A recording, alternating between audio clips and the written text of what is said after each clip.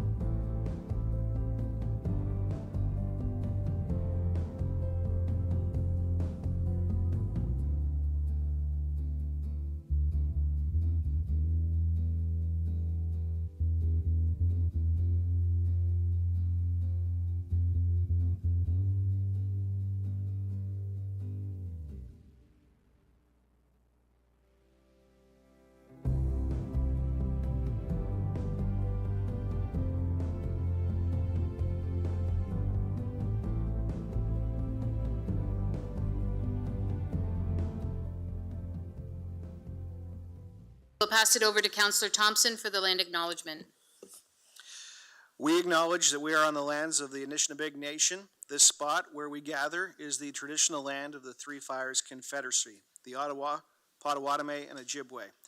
We recognize that this land is now home to the Delaware Nation. This land was settled through the McKee Purchase Treaty of 1790, and we, as beneficiaries of the treaty, must recognize our responsibilities, including our collective responsibilities to the land and water. Mr. Mayor, there is no supplementary agenda. However, I just wanted to note item 20E was put on the agenda in error. It actually will be on the agenda for April 3rd.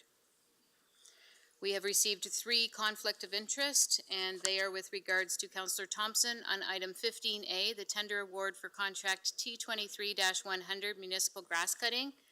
Councillor Story for item 17A, supportive housing in Indwell, presentation by Polly Smith, Director of Employment and Social Services. And item 22E, the motion of Councillor Hall regarding council compensation for sitting on committees by Councillor McGrail. Therefore, those reports will be pulled out and voted on separately. We'll turn over to a recognition. We have a recognition of a volunteer firefighter from Station 7, Chatham South, and I'll pass it over to Chief Case.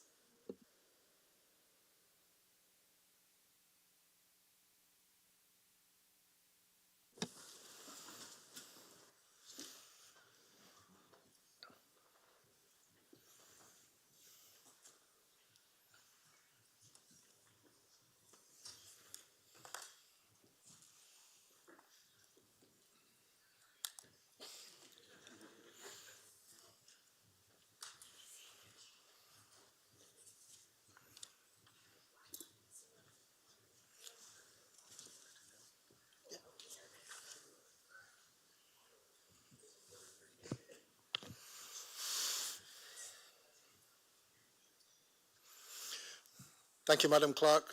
Thank you, Mr. Mayor and Council. Mr. Mayor, members of Council, colleagues and members of the community.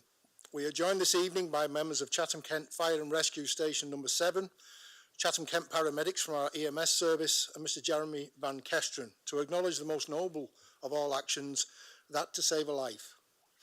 This arises from a tragic motor vehicle crash on the 1st of May of last year that took the life of a young man and left a young woman fighting for hers. The immensely grateful parents of that young woman have been adamant that the actions of that day are documented and recognised, and Mr. and Mrs. Remsick are present with their daughter Kate in chambers to pass on their own thanks. Early on Sunday, May the 1st, a serious motor vehicle collision occurred in a remote section of Norton Line. Mr. Van Kesteren was in his home and heard the collision followed by an explosion. He immediately left his home to investigate and saw a fire down the road on McNaughton Line. He immediately jumped into his vehicle, drove to the scene to investigate, calling 911 whilst on the way. Finding the horrific scene of the crash with the vehicle fully engulfed in flames, he surveyed and calmly relayed the valuable information to the dispatchers to ensure that police, fire and paramedics could attend as soon as possible. Mr. Van Kesteren stayed with the victims to provide as much comfort and reassurance as possible in those minutes that must have felt like a lifetime. Crews arriving shortly afterwards began to quickly bring the fire under control and launch life-saving interventions for the surviving victim, Kate.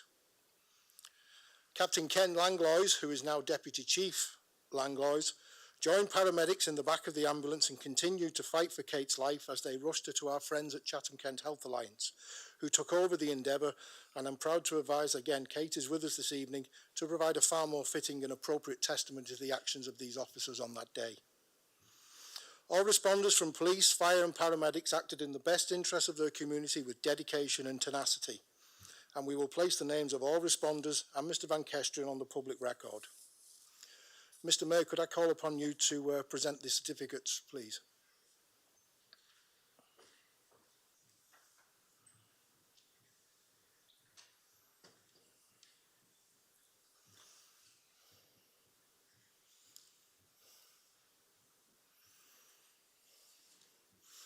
Mr. Mayor, Member of Council, I would invite you to formally recognise Mr. Jeremy Van Kesteren for his selfless actions that morning, despite the knowledge that this was a dangerous situation, rushed forward to provide any humanitarian assistance possible.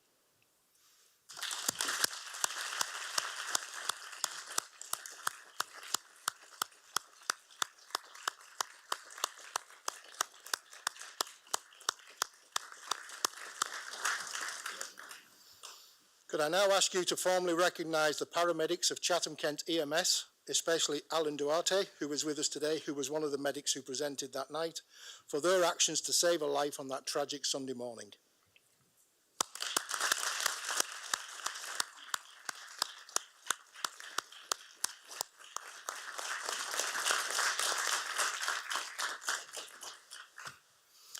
Finally, I'd now ask that you recognise Chatham-Kent Fire and Rescue Station 7 for their rapid intervention to stabilise the scene and prevent further loss of life. Of special mention is Chief Ken Langlois, who climbed into the ambulance to assist in those life-saving efforts on that journey to the hospital.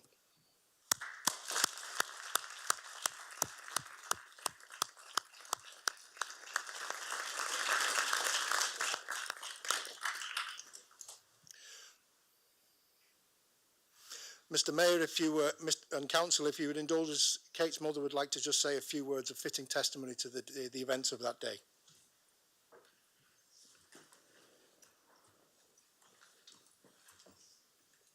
He's going to speak because I'm already crying. Okay? That's okay. That's okay. Take your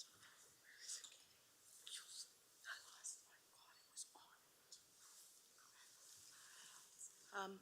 I'm just going to speak on behalf of my daughter. It's just something she wrote. A simple thank you doesn't seem to be enough, because without the actions of all of you here, I wouldn't be alive today. Jeremy, I owe everything to you. I cannot express how grateful I am for what you did for me that day. To all first responder workers, thank you for going above and beyond and making sure I received the best possible care. I promise to do everything in my power to make sure I use this second chance you've all given me for the better. Thank you.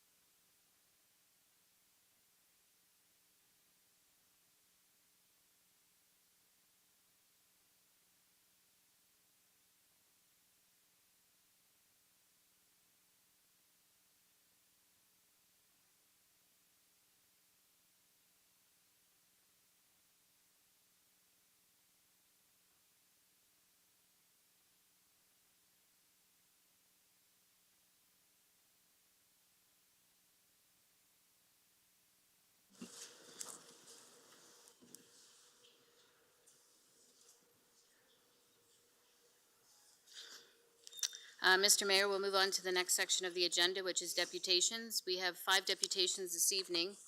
All 5 relate to item 17A, supportive housing and Indwell. I believe there are 2 in the chambers this evening, and we'll call on both of them. I'll remind both deputations that you have a maximum of 5 minutes, and the timer is on the screen. We'll call up Stan Mazpa first, and on deck will be Sheila Martin.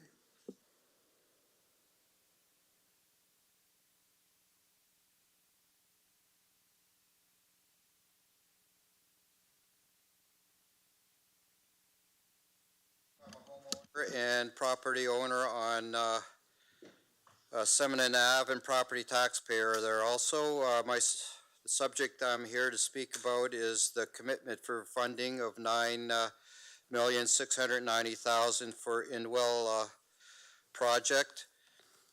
It's recommended that the municipality of Chatham-Kent not fund the Indwell project nor make any commitments to fund it at this particular time from strategic reserves or any other means until Indwell finds a more suitable location. There are a number of concerns from property owners, including myself, that are opposed to this project at their current proposed site. This does not include all the taxpayers in the former Stacy subdivision, which they all would have a vested interest in this project. Being that they're in the same neighborhood and they were not notified. Only people on Seminole, Croydon, and Wood Street were notified. Semonin and Croydon are part and parcel of the whole Stacy subdivision, which includes quite a few number of streets. Okay, our concerns, including myself, the Inwell building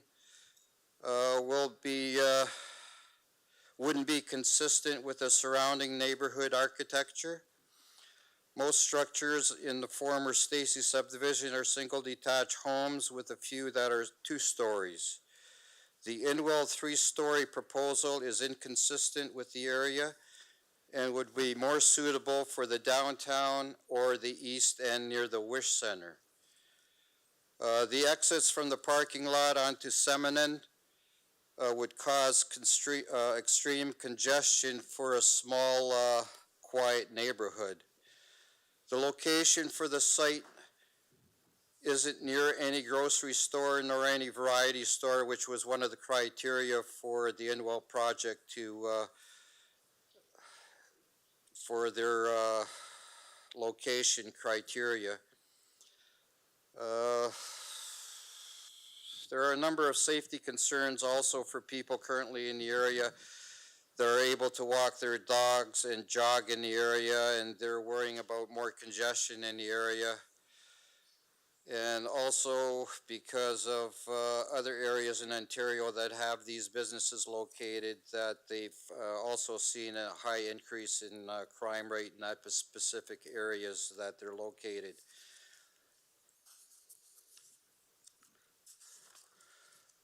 There would be an unfavorable land and property valuations. Most areas that these businesses have located to have seen their properties devalued. There are also areas that have positive impact on property values where the businesses were located, but they were located in a recessed and demographically compatible area in the city in the first place. Okay, the wellness of the residents is a concern. Most residents near the proposed site are elderly, and they would rather not encounter any distress, but would rather live in peace and harmony as they have been. Okay, the desirability of the neighborhood would also be unfavorable for any future development. The neighborhood wouldn't be attractive to prospective buyers, and sellers would have a difficult time selling their property if the purchaser perceived that the area was located in a low-income area with a high crime rate. The site would ideally be suited more for detached houses, which is more consistent with the current buildings in the area. The site could be sold to a developer with 7 more detached houses. Other considerations, well, the city would have to consult a lawyer for all the legal ramifications. Conclusion, the Inwell project is a noble cause, but not for the proposed area.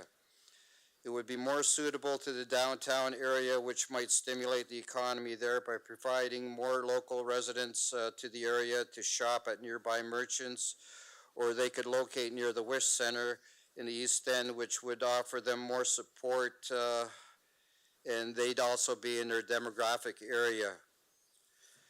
A suggestion would be, and this is not a recommendation, but to offer and sell the municipal civic center to the Inwell, since the municipality was considering locating to the downtown mall, and since Inwell desires a 3-story building.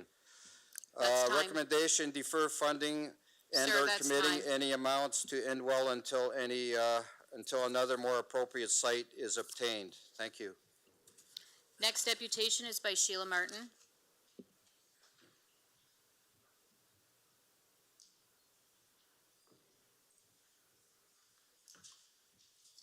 Hello.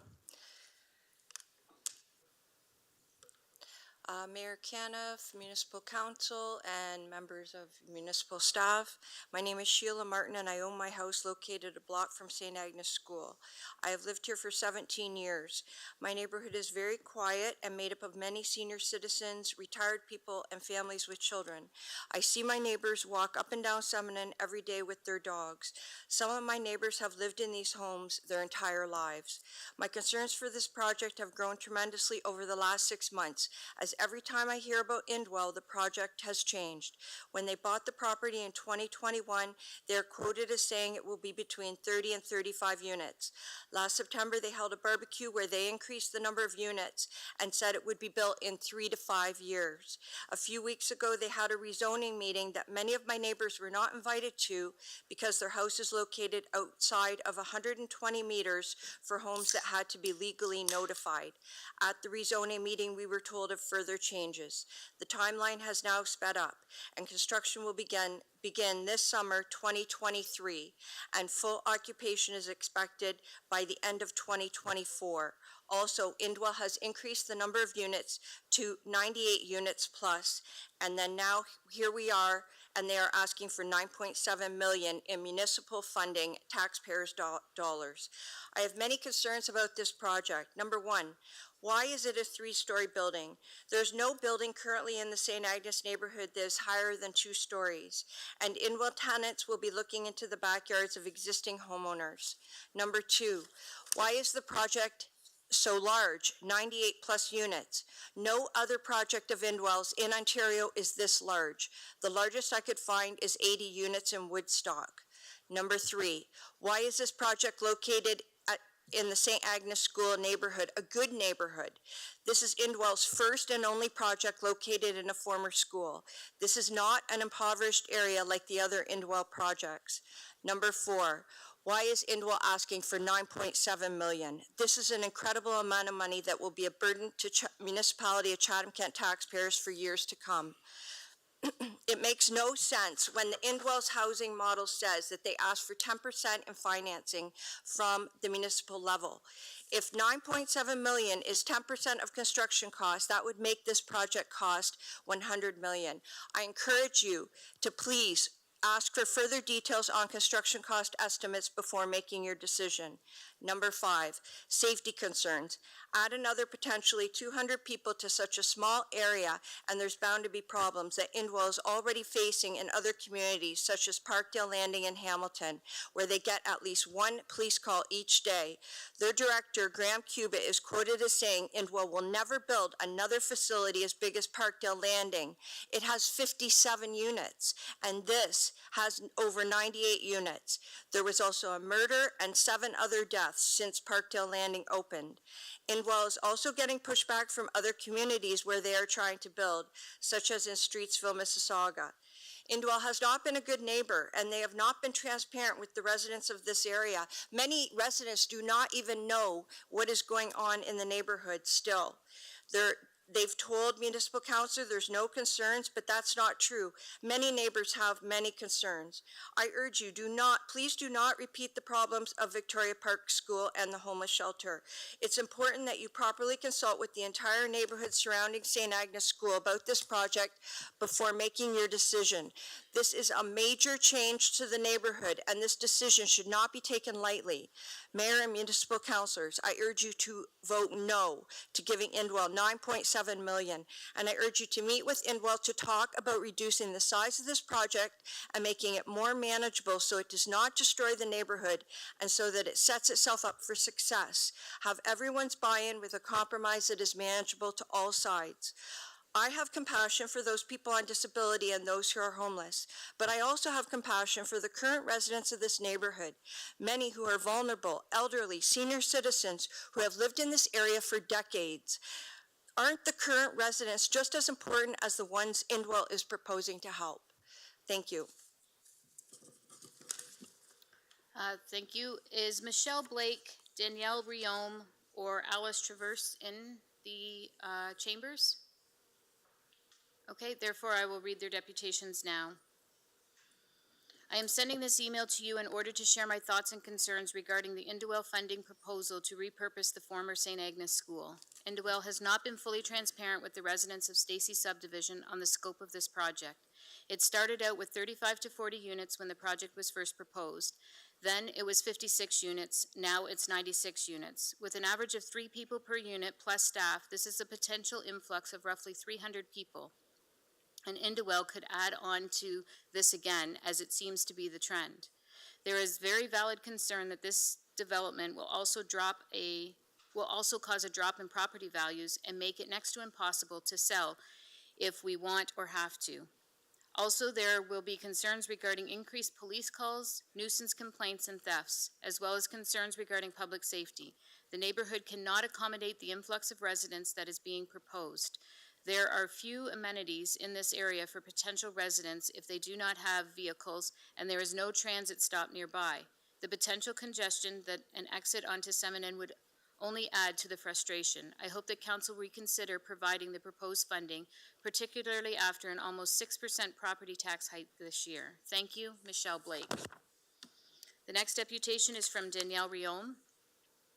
We have heard about what the plans are for the former St. Agnes School. We are located on Wood Street, not far from the former school.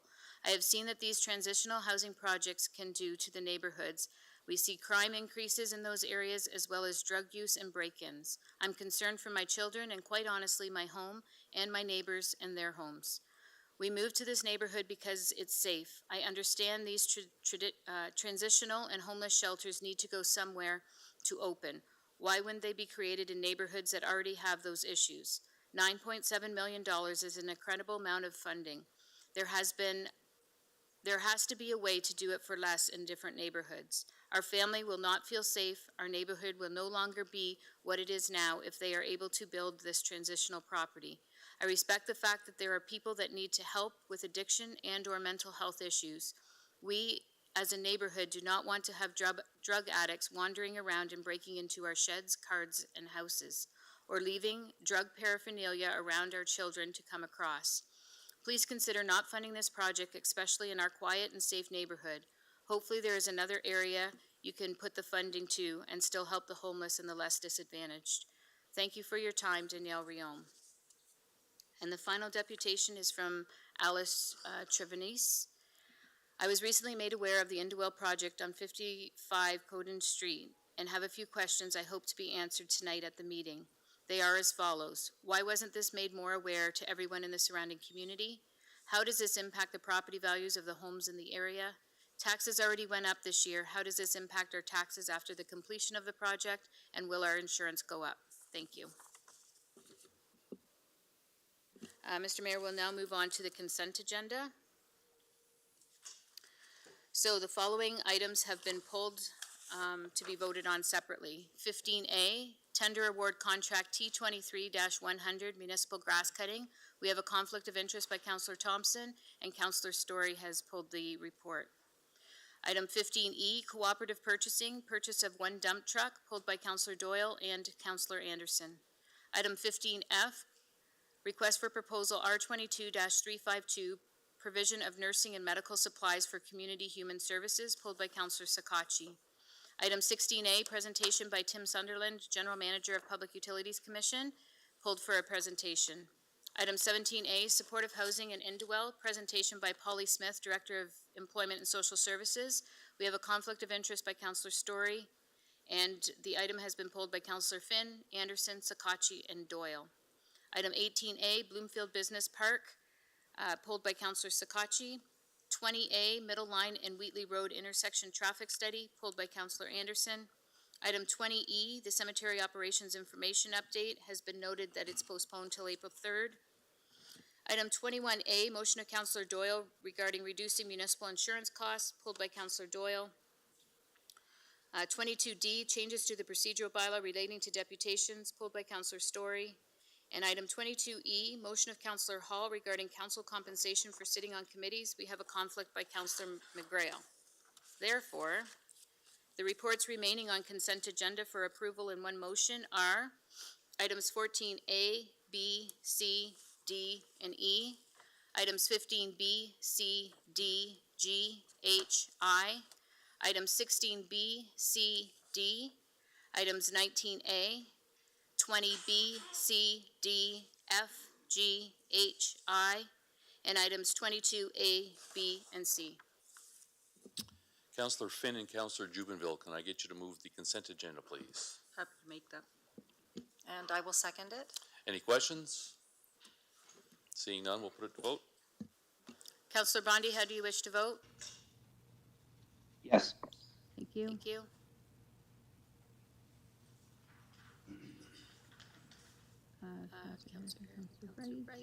All votes All are votes in. are in. Motion passes 13 to 0. 0.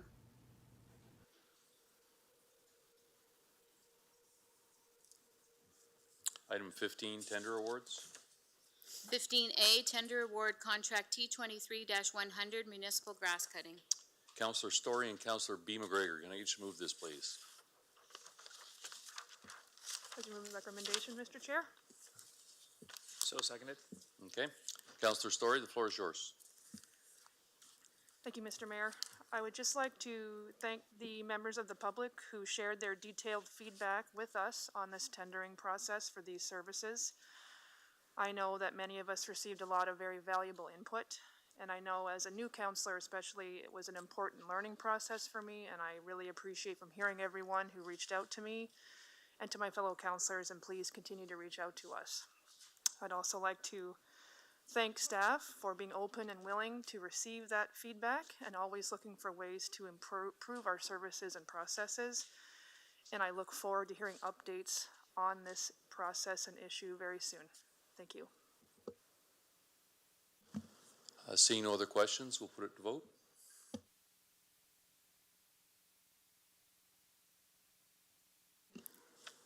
Councillor Bondi? Yes.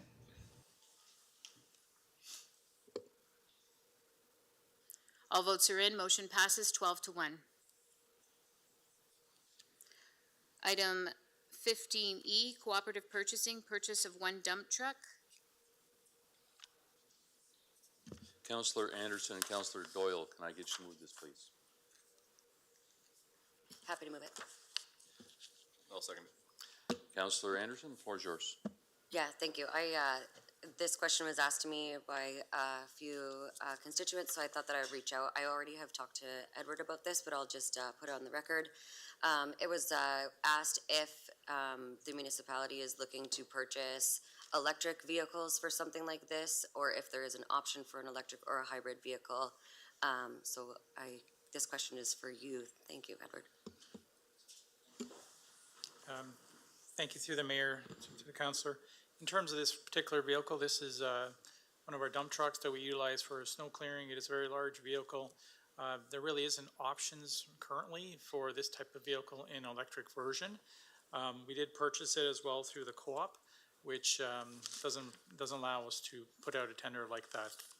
In the future, as we develop our climate change strategy, one of the things that we will look at is the greening of our overall vehicle fleet. And once we work through that strategy, we'll come back to council with potentially options in terms of buying electric vehicles for other types of vehicles that we have in our fleet moving forward.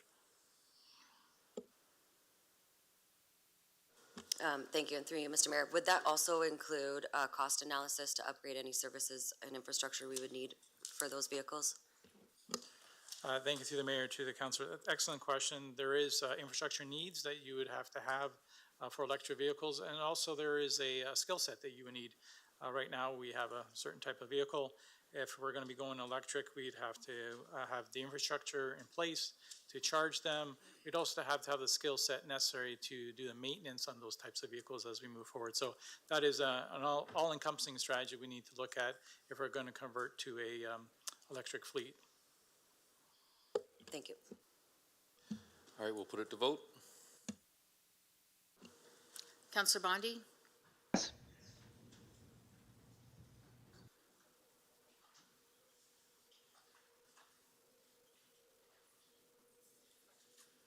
All votes are in. Motion passes 14 to 0. Moving on to 15F, request for proposal provision of nursing and medical supplies for community human services. Councillors Sakatchi and Councillor B. McGregor, can you move this, please? Mayor Caniff, I am willing to move it, but I do want to put an amendment in place. Okay. Well, why don't you put the amendment, and then I'll go to Councillor B. McGregor to second that. Thank you, Mayor Caniff. I did send it to Meredith. I'm not sure if she does have it, but my request would be to remove the 2 one-year extensions, be authorized provided the value is within the existing budget and subject to the approval of the General Manager of Community Human Services and Director of Legal Services, and replace that with 3A.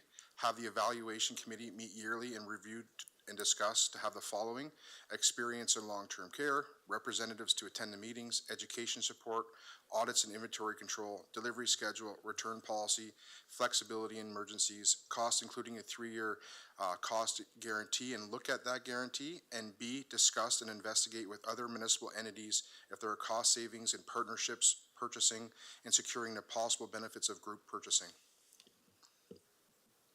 And I'll speak on that if I have Councillor B. McGregor, will you second that? I'll second that. Okay.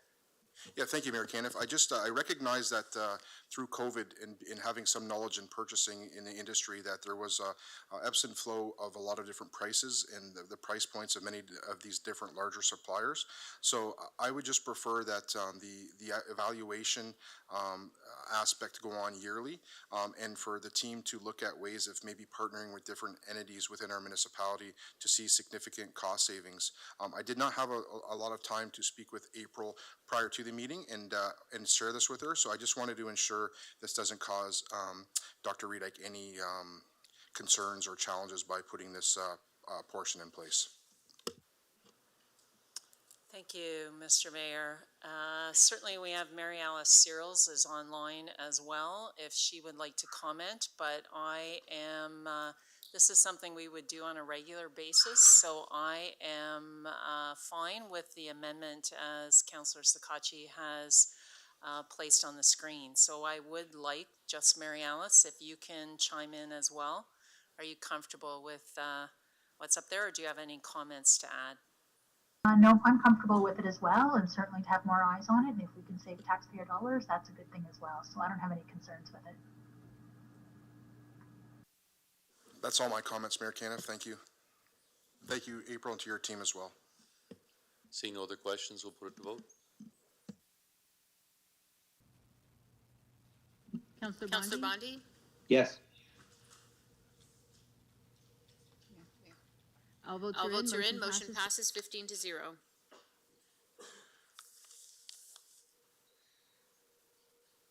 Moving on to Public Utilities Commission, we have a presentation by Tim Sunderland, the General Manager of Public Utilities Commission.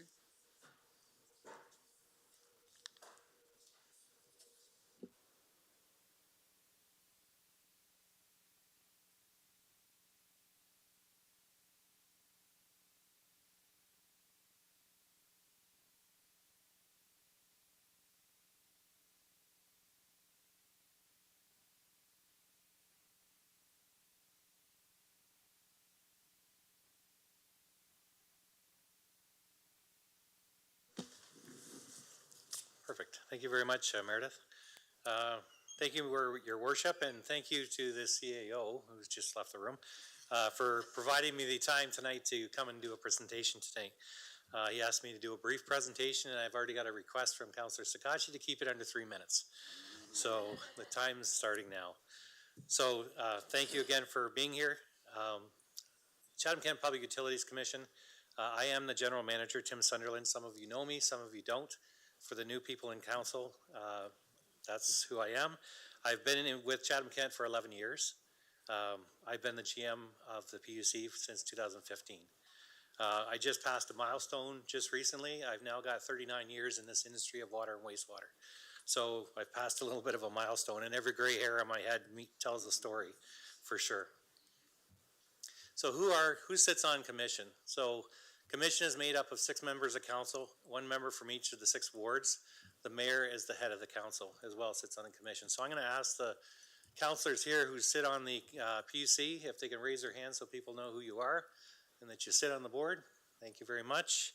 The one person I see is not here is Councillor C. McGregor. She is actually currently our chairperson of the commission. What does the PUC take care of?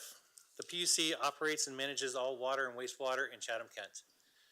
PUC owns all of the water and wastewater assets. That includes the treatment facilities and linear infrastructure. Linear, when we talk about linear, that's the pipes in the ground, basically. The water and wastewater capital assets equals approximately $3 billion. And just one note to make is that not all taxpayers are water and wastewater ratepayers. Okay, we have 85,000 water customers, or people that are on our water system, and we have about 72,000 people that are on our wastewater system. This is a snapshot of our org chart, our top end of our org chart. You can see the Chatham-Kent Public Utilities boards at the top. I'm right underneath the general manager. I've also brought two of my directors here, the two directors that are in my org chart. First of all, I'm going to call on the Director of Water and Wastewater Operations, Darren Galbraith. You can see him standing in the gallery here. His bio, he's an environmental technologist, CET, licensed electrician, and a licensed water and wastewater operator. He's been with Chatham-Kent for 24 years, and he's worked in all aspects of water and wastewater, whether it's industrial or private or in the industrial end of it. The other director I brought today, Director of Engineering Compliance, Rob Bernardi. Rob Bernardi's bio is Bachelor of Applied Science in Civil Engineering. He's a PEng in Ontario since 1997, and he has 22 years in Chatham-Kent, and he's been the lead in our engineering department since 2001, and just recently the lead in our compliance department since 2018. PUC is made up of a couple different divisions. First of all is our plant operations. That's the majority of where our staff work within the plants. We have an engineering department, compliance and quality standards, a SCADA department, and SCADA is basically the computerized system that operates our facilities, our water and wastewater facilities. GIS division, locates and administration. 73 employees, both unionized and non-unionized, work in the PUC. Water treatment facilities within Chatham-Kent, the PUC owns and operates. The Bothwell Water Treatment System, it's basically a standalone distribution system. We've actually purchased water from the Tri-County Water Board, which gets its water from the West Lorne Water Treatment Plant. The other water treatment plants within Chatham-Kent are Chatham, Ridgetown, the South Chatham-Kent Water Treatment Plant, which is located in Blenheim. Wallsburg Water, Wheatley Water are all of our treatment plants. Just to note, the treated water that we produce a year out of all of those water treatment plants is about 15 million cubic meters of water a year. Wastewater facilities. Our wastewater facilities are located across Chatham-Kent as well. We have Blenheim, Chatham, Dresden, Merlin Lagoons, Mitchell Bay Lagoons, Ridgetown, Tilbury, Wallaceburg, and Wheatley are located. We have 9 of those wastewater facilities amongst Chatham-Kent. Fun fact on the wastewater side, the amount of water that we treat a year is 14.6 million cubic meters of water a year is what we treat. That's your fun fact that you can use at breakfast tomorrow. So you ask, where does the PUC generate its money? So where do we get our funds to actually operate as a utility? We generate our funds through water and wastewater rates and fees, our water and wastewater development charges, water and sanitary permits, wastewater overstrength, septage, and leachate charges, bulk water sales. We have 12 bulk water stations within Chatham-Kent. Land leases for 2 solar sites on PUC property that we make revenue on. We have a cogeneration unit turning waste methane gas into electricity at the Chatham Sewage Treatment Plant, and that is actually a partnership between the PUC and Integris. CKPUC operates under a multi-year business plan. We are in our last year of our current business plan. 2024 will be a new business plan that will encompass four new years. The other fact that I want to make sure that everybody knows is Chatham-Kent Public Utilities receives no money from the municipal tax base. Service level agreements. So we use our municipal partners in the municipality to help us out do our business. There's no reason to have some things done in-house. So what we do is we work through service level agreements. So for an example, Chatham-Kent Public Utilities utilizes Public Works to perform maintenance and repair on our water distribution and sanitary collection system. Other municipal groups that we use through SLAs is the CAO's office, the call center, ITT, Legal, HROD, Finance, Fleet, Payroll, IES, and Integris. Total cost of our SLAs to the PUC is $5.54 million annually, and that's in 2022 numbers.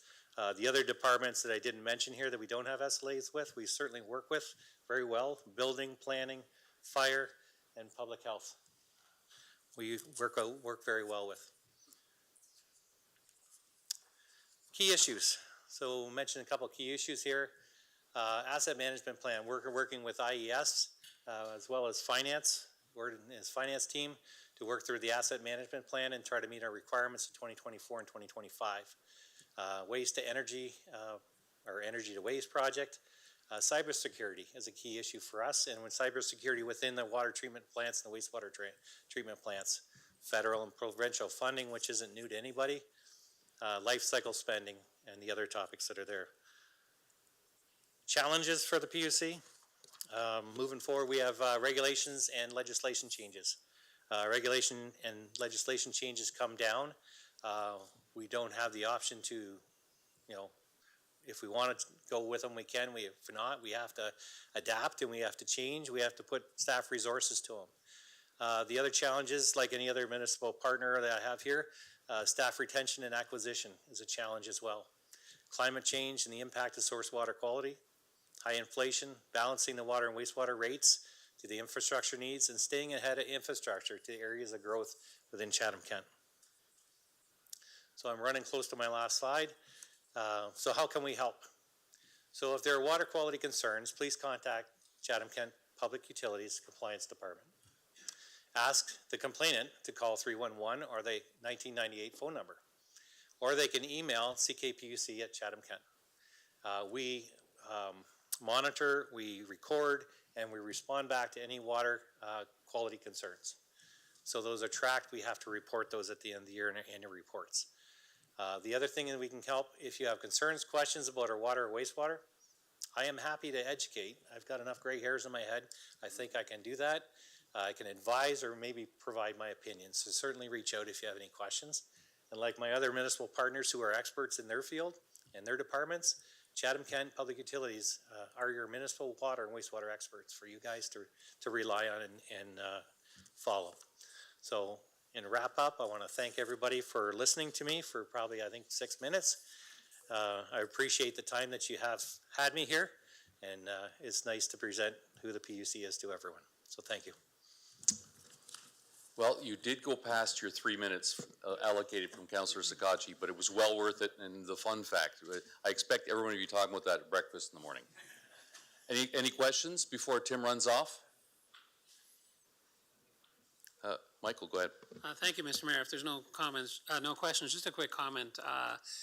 I want to thank Tim and his team. I do think we work really closely, and you heard him say it, but I want to echo it as well. We thought it was important for council to have a short sort of, I know some of you sit on the commission, but for the rest of council to have a short orientation on what they do. But I can tell you, anytime that we've needed anything from Tim and his team, they've been there, they take part in our training.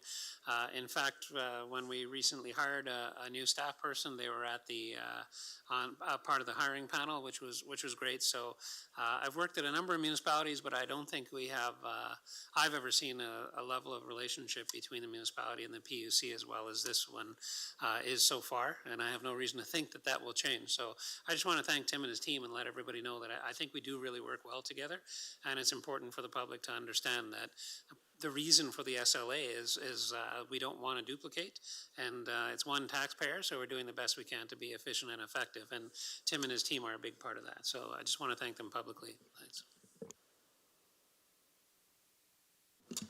We'll go on to item 17, Community Human Services. Supportive Housing and Indwell presentation by Polly Smith, the Director of Employment and Social Services. Mr. Mayor, while Meredith and Polly are getting situated here, is it okay if I do a few introductory comments? Please do, yes. Thank you. We are here tonight to present to Council in follow-up to Indwell's budget ask when they presented during our budget meetings. Indwell is looking at building supportive housing in Chatham-Kent, and Council is very aware of their ask. They were here during budget and presented that ask.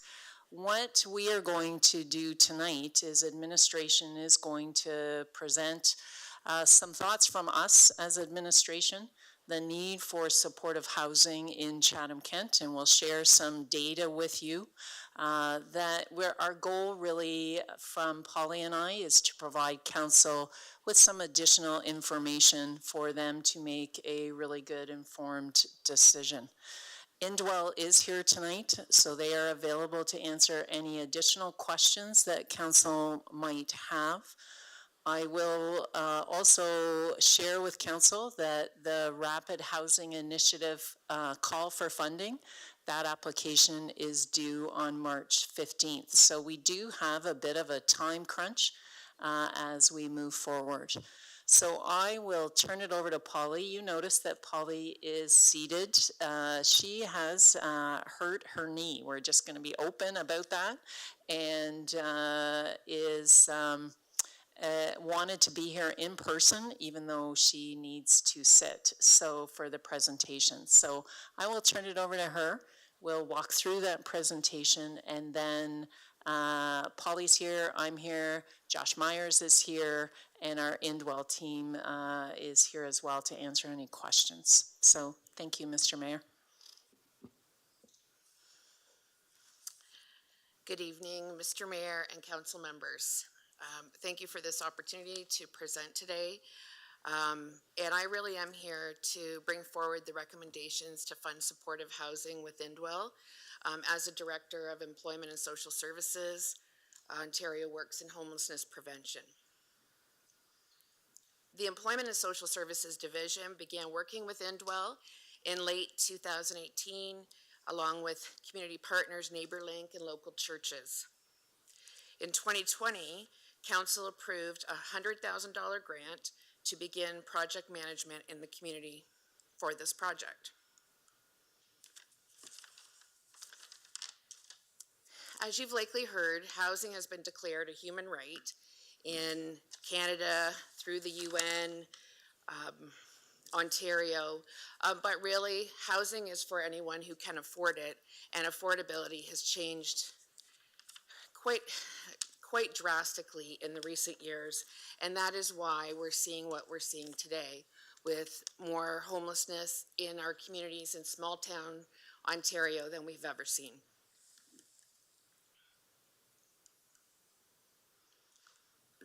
Just a quick reminder of the housing continuum. We have everything from emergency shelter, transitional, supportive, subsidized, and affordable, up to market housing. And we do recognize that we have a gap in supportive housing for some groups, particularly people who are living in poverty and who don't meet the criteria of, for example, March of Dimes or other supportive housing providers. So with homelessness comes the need for support. With housing precarity comes a need for supports. The supports often are really healthcare related.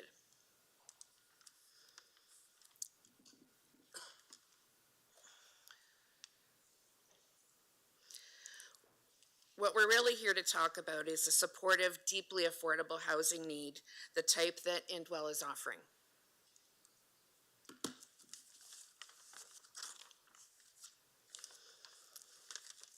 What is supportive housing? A lot of words get used in a lot of different, in different ways. And truly we're talking about a service that provides affordable housing for lower income people with a variety of supports, from intensive to lighter supports. Often this can be transitional, really a bridge between homelessness and more independent living for some. And for others, it's a bridge for a short period of time to help them be stronger on their own. With supportive housing, there is a known reduction in the return to homelessness for higher acuity individuals, that's individuals with higher needs. And it also helps increase the health and well-being and life skills for people that require those supports. I just need a little bit of water.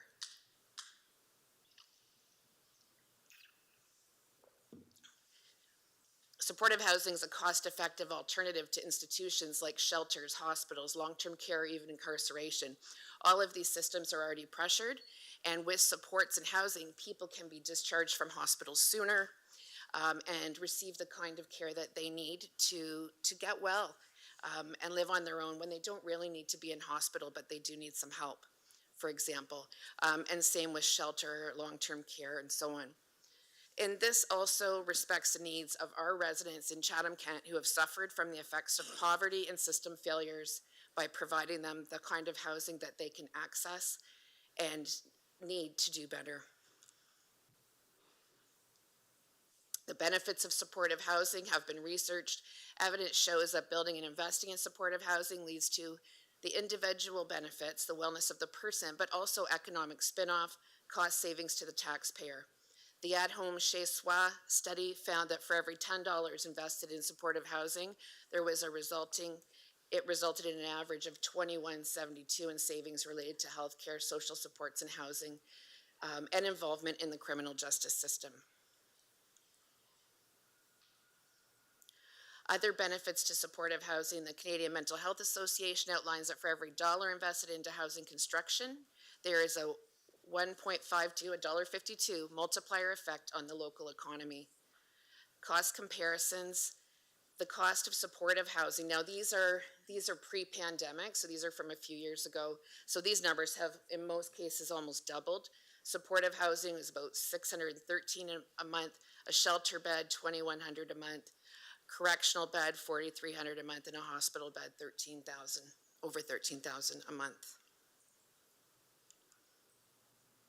In Chatham-Kent, we've identified this need to be growing since before the pandemic. We see more people requiring healthcare related supports than ever before.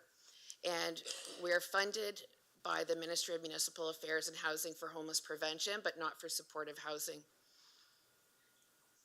This project potentially meets the targets of the Chatham-Kent Housing and Homelessness Community Plan. About 500 people experienced homelessness in Chatham-Kent, residents of Chatham-Kent, in 2021. Each week, at least 3 new people access emergency housing for the first time. Last week, there was 8. Market rents have doubled in the last 4 years, but incomes have not. The total rental vacancy is only 2%. This is low. 4% is considered healthy. Annual household incomes in Chatham-Kent are about 25% lower than the Ontario average. Approximately 10,000 residents of Chatham-Kent are surviving on social assistance, and most of them cannot afford market rent. At least 12% of Chatham-Kent residents or households are living on low incomes. And I outline that because it isn't the other. It is, this is a large portion of our community that is requiring, would benefit from programs like this. In June of 2022, Chatham-Kent Housing and Homelessness Community Plan Update was provided and approved by Council. This included the target of increased affordable rental and ownership housing supply to meet the needs and demands of the community, increase housing stability for residents and chronic homelessness in Chatham-Kent, increase appropriate housing supports for priority populations, and increase community awareness and service integration.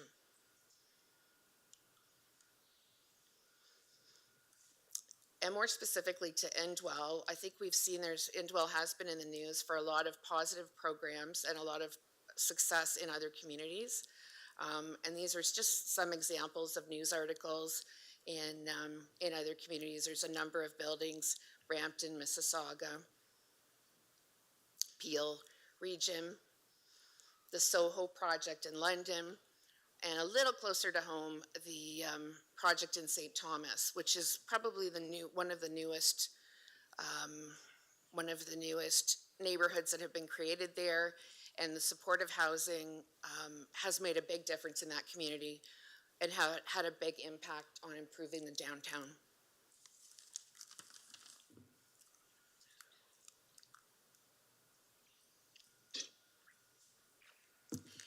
So what Indwell is offering: 95 new units, deeply affordable rents, less than 80% of the average market rent, enhanced and light support. So there's a variety of people that would be accessing this housing, people that are new to homelessness, to people that have had higher needs and have been been experiencing homelessness longer. Phase 1 completion would be within 18 months of the start. Operations are to be funded by the upper levels of government, and Indwell offers a sense of community and belonging for those who live there.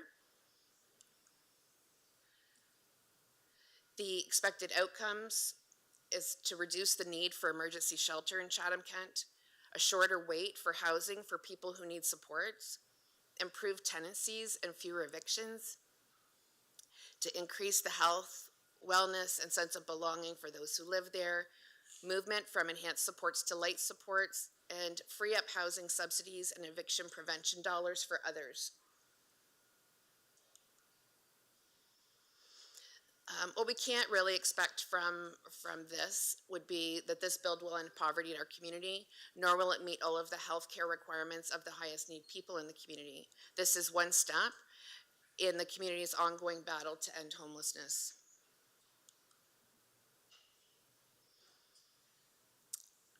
And this lovely chart, I do need my notes here for this one.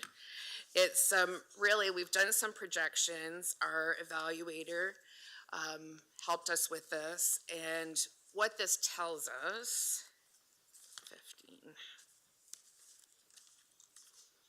is if we continue to do what we're doing, these are projections on the chronic homeless population. So that number right now is around 50 to 60 people. That is people that have been experiencing homelessness for 6 months or more. That's a critical number because the longer someone is homeless, the higher their needs are and their wellness declines. So we really want to limit the time. First of all, we want to prevent homelessness, but we also want to limit the time people experience it because of the damage it does to their well-being. If we continue as we are, our forecast shows with what is happening in the community, if we do exactly the same, we would have a moderate increase to the chronic list. So we would stay about the same and go up a little bit. If we bring in supportive housing, we could actually turn the curve on chronicity on that chronic list and seriously decrease that number. If we do nothing, and if we don't have the funding that we need, if we can continue to see high market rent values, recession, lack of affordable housing, the increase in stress and family breakdowns, increases in poverty and other systemic failures, we are going to see a significant increase in this projection. What's dangerous about this is these are the expensive problems to fix, where police are involved, hospitals are involved, and people are seriously unwell.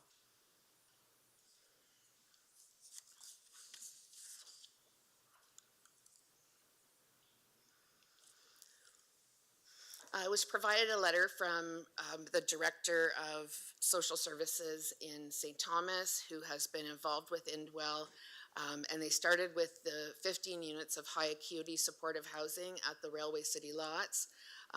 There's behavioral therapy, addiction supports, and case management services. They use their by name list for choosing tenants, starting with the highest needs. And the second stage is another 45 units, which is under construction now, to help people with sort of middle of the road needs, we call moderate acuity. And the third stage of supportive housing would be for people with low acuity. So we're looking at a similar model for Chatham-Kent. And the Railway City lots has had great successes in stabilizing people and seeing outcomes like substance use reductions, employment outcomes, family reunification, to name a few. In addition, the number of interactions between emergency services and people that live at Railway City lots dropped by more than 80% in the first 6 months when compared to the 6 months before the Railway City lots opened their doors.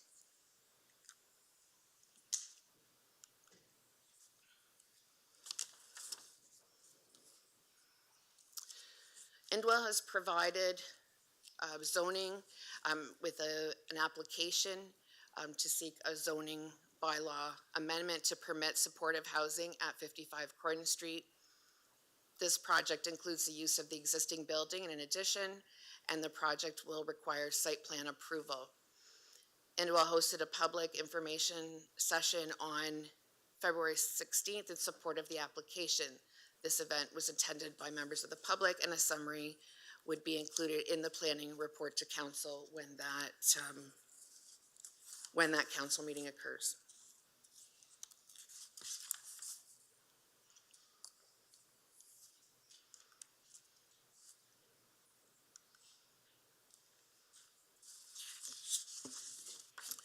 Part of the work that my colleagues and I have done over the recent weeks and months with Indwell is to discuss a memorandum of understanding, really about the terms of an agreement. And part of this would be that Chatham-Kent would submit a rapid housing initiative application for the project. That's for federal funding. Chatham-Kent will seek provincial support for construction and operational costs for the project. Indwell will provide the support required for the purposes of submitting necessary applications and any communications with potential funding ministries.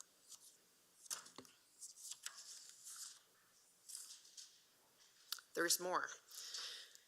If the project is successful in the necessary funding applications, the parties will work cooperatively to negotiate detailed agreements regarding the project, all of which shall return to council for final consideration and voting. These may include a municipal capital facility agreement, a funding agreement based on conditions of the Rapid Housing Initiative Program terms, a referral agreement for persons on the by name list maintained by my division, and related agreements that may be required once detailed negotiations occur. It would also include that council had tentatively approved a commitment of $9,690,000 towards the project, subject to the contingencies involved in the applications and determining appropriate municipal funding sources. So I do have the recommendations here that are outlined just for your review, and we will finish the presentation before going to that portion of the agenda. That the General Manager of Community Human Services, Chief Financial Officer be authorized to enter into a memorandum of understanding with Indwell Community Homes regarding collaboration on submission of necessary applications for 95 supportive, affordable housing units at 55 Croydon Street, Chatham. The project and outlining necessary further detailed agreements which would be required between the parties. The Director of Housing Services be authorized and directed to submit an application to the Rapid Housing Initiative for the project.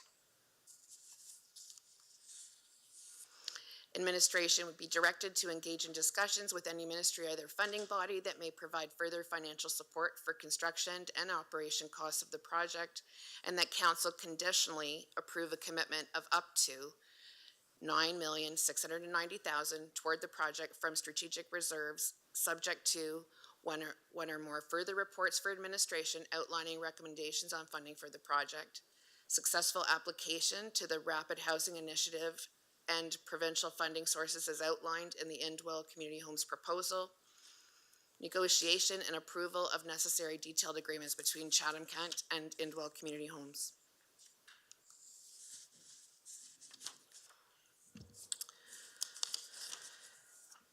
Councillor Finn and Councillor Anderson, can I get this on the floor, please, and then we'll open it for questions? Happy to put it out on the floor.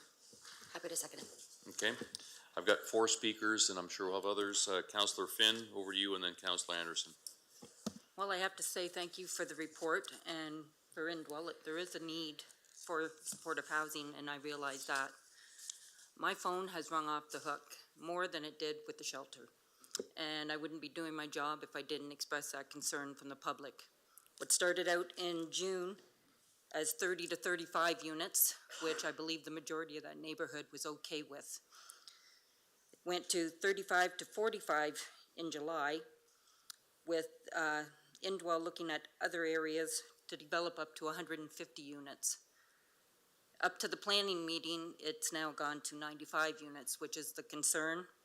And the concern as to where the 9.7 million has come in, considering most of your projects are averaging 35 to 55 units, and most of the councils are about 5 to 10% of the total cost, including London's 11.2 for a $213 million project.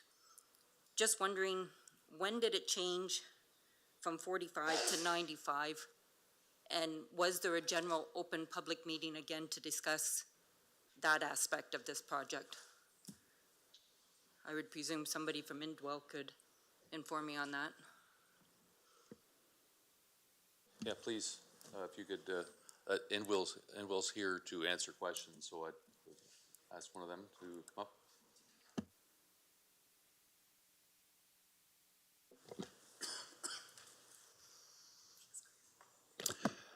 Good evening, Mr. Chair. Graham Cubit's my name. I'm the Director of Projects and Development with Indwell, and very happy to be part of the conversation tonight and answer any questions through you to the councillor. The last part of the question, which I remember, was there a community meeting between the conversation of 45 units and the 95 units? The conversation has been ongoing with the neighborhood, but the formal meeting that we had a couple weeks ago was around the official conversation with the 95 unit proposal.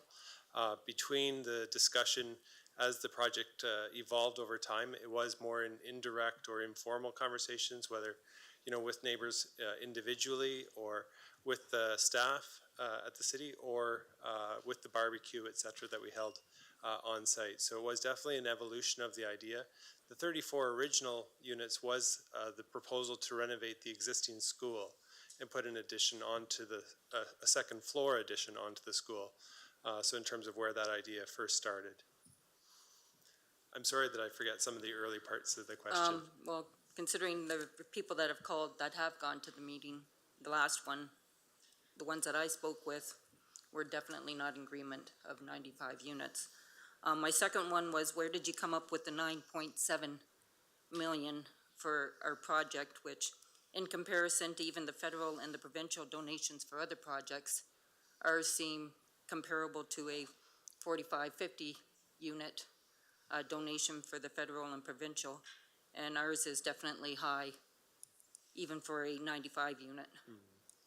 Through you, Mr. Chair, 100% agree.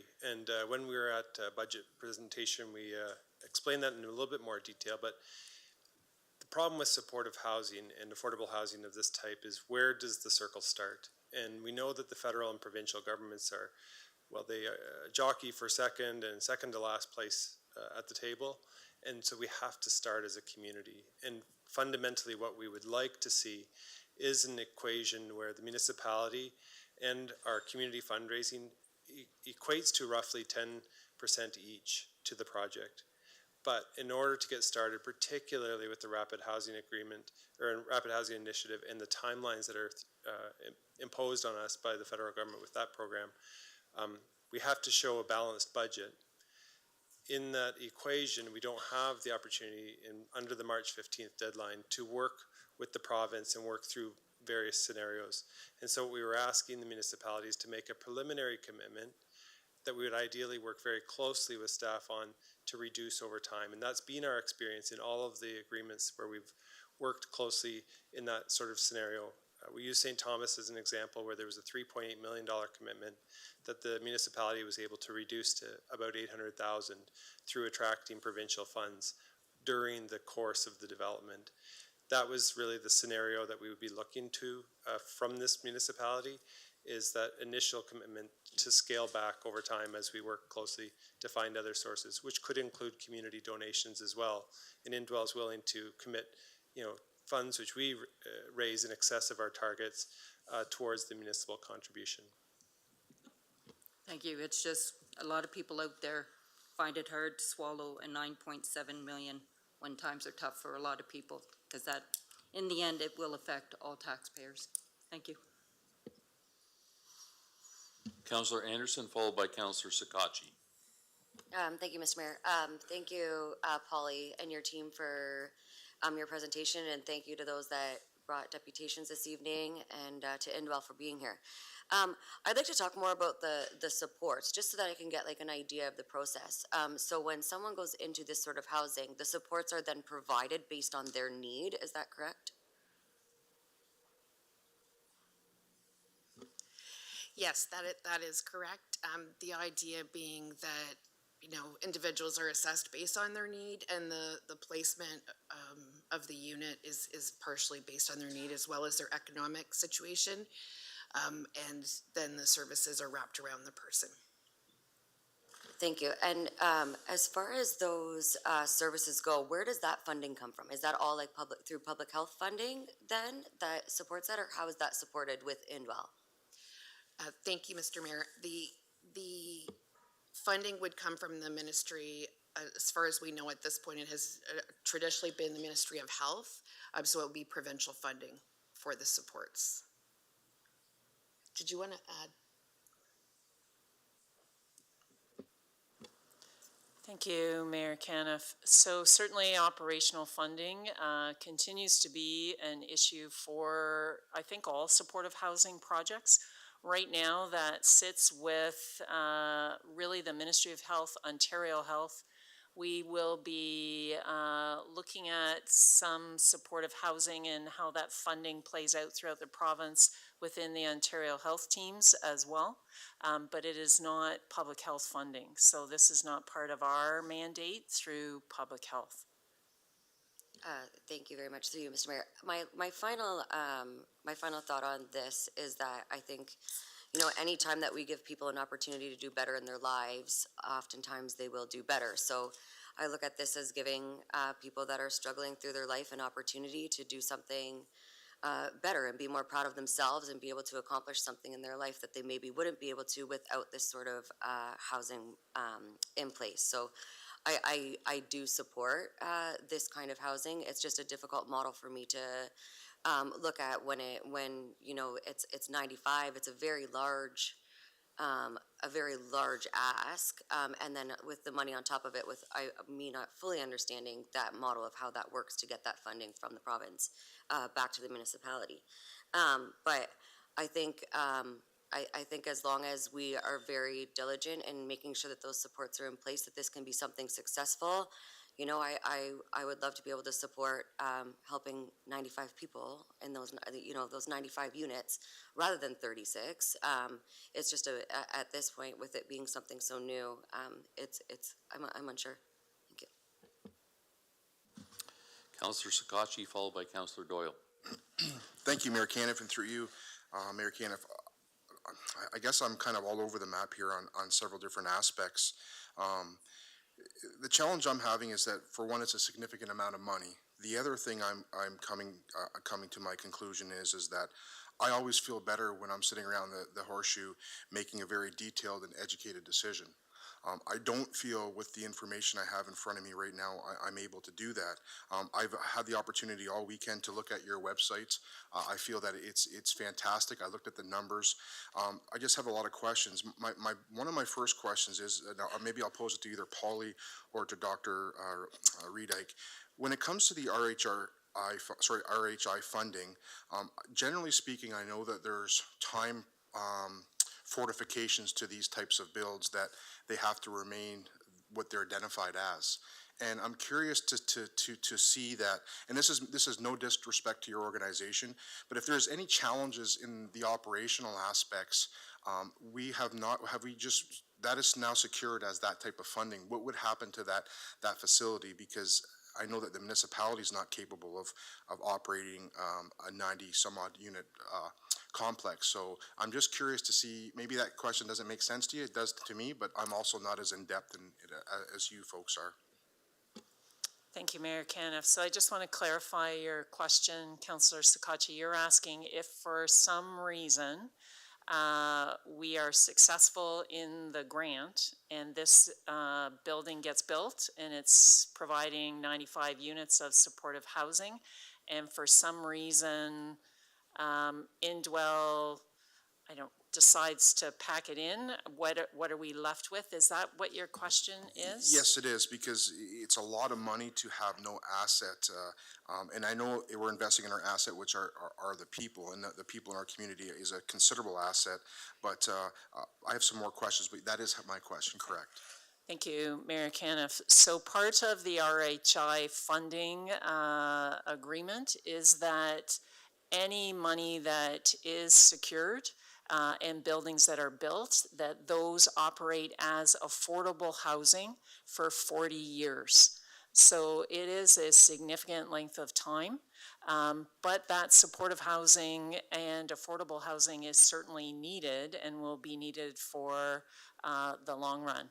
If for some reason, Indwell, for any reason, and certainly Graham can speak to this as well, decides to get out of the business of supportive housing, then we would be responsible to maintain that building and operate that building. Remember in the presentation that Indwell did, they are not allowed to apply for RHI funding. We have to apply. They are considered a secondary applicant and a supporter of this funding request. And we would be responsible to maintain that housing as affordable for 40 years. Does that answer your question, Councillor Sakachi? So, yeah, unfortunately, that's exactly kind of how I understood it, and that's what caused me some more significant amount of other questions. So I'm not sure, Graham, you look like you wanted to add something to that as well? Through you, Mr. Mayor, thank you for that question. I think I can clarify it somewhat. RHI doesn't actually define the supports. They just would say, is it supportive housing versus is it just affordable housing? The key opportunity within that is, maybe to your question as well, Councillor, is what are the supports that are needed here in this community and how do we define those and fund them? And I think that that's the key opportunity working through staff, is to say what are the top priorities we would have, where do we need to start, and how are we going to pay for those? This is where Indwell's expertise and experience does come to bear in figuring out how to design a program model and how to run it. And our intention, of course, is to run it indefinitely. If some circumstance did change in the future, the program model could also change, whether that was through finding another support provider. I'm not going to say CMHA would do it, but CMHA would be another organization that could offer mental health supports in the community, for example. Or the program model could change and it could become something different and still remain within the RHI overall funding requirements. I think another part of that, though, is we want to lock in the asset value or the equity value that the municipality would be putting towards the project, and that would be done through some sort of municipal housing agreement or some other structure, and this is what we have done in other communities, so that the municipality is keeping us on the hook indefinitely, or if we take ourselves off the hook, then the municipality retains those assets. They can't just be sold. There's some sort of first right of refusal or some other mechanism so that the municipal equity is not lost to the community. Thank you. My next question goes to another challenge I'm having supporting this is to our team here in Chatham-Kent is what I was hoping to see prior to making this type of decision is that we're still left in a place where we have Victoria Place, who is operating now with, is it 2 years correct left? Is that correct? Is that 2 years left on that agreement? Thank you, Mr. Mayor. The agreement, we have just over 2 years available, assuming we have the funding to operate to that time. So what? And the need. Yep. So what I was hoping to see prior to making this decision is as council as a whole, we have no de-escalation report on how that is de-escalating. We don't know what that looks like. We've been assured. First, we were told that we wouldn't be operating emergency housing. Then we were assured that it would only be for 3 years. But we see how fast these things come into fruition, and then we're left making a decision today, which is another thing I'm struggling with. We're being asked on March, was it 6th today, to make a decision because it's due March 15th. And I do not understand why these very difficult decisions that impact neighborhoods, impact our communities are being have to made with 1 week to do so. There's so many questions I have regarding the current process of our emergency, shelter. Are we going to continue to operate that if this goes in place? Is it going to be de-escalated? Are we no longer going to be required to do that? Because the funds will run out there, and then now we're using capital reserves for a different project. And I'll be very transparent. I am significantly confused on where we're going, the type of landscape we're doing, the amount of money that we have to do so, and the decisions that this is going to impact for a legacy of our entire community. So if you can enlighten me on any of those in a few moments of time, that would be appreciative, because my preference would be to defer this until we had some answers to that. But I know that I really can't do that because we have 1 week. But there is 4 or 5 different levels of this funding that we can apply for. Thank you, Mayor Caniff. I'll start, and then certainly we'll let Polly kind of speak to the shelter points. I think the funding, I will remind council that Indwell did come to council and present their plan and their ask during budget. So we do have to, it isn't that we're just coming now to council in terms of March 6th for a March 15th deadline. We shared that when they did present during the budget meetings.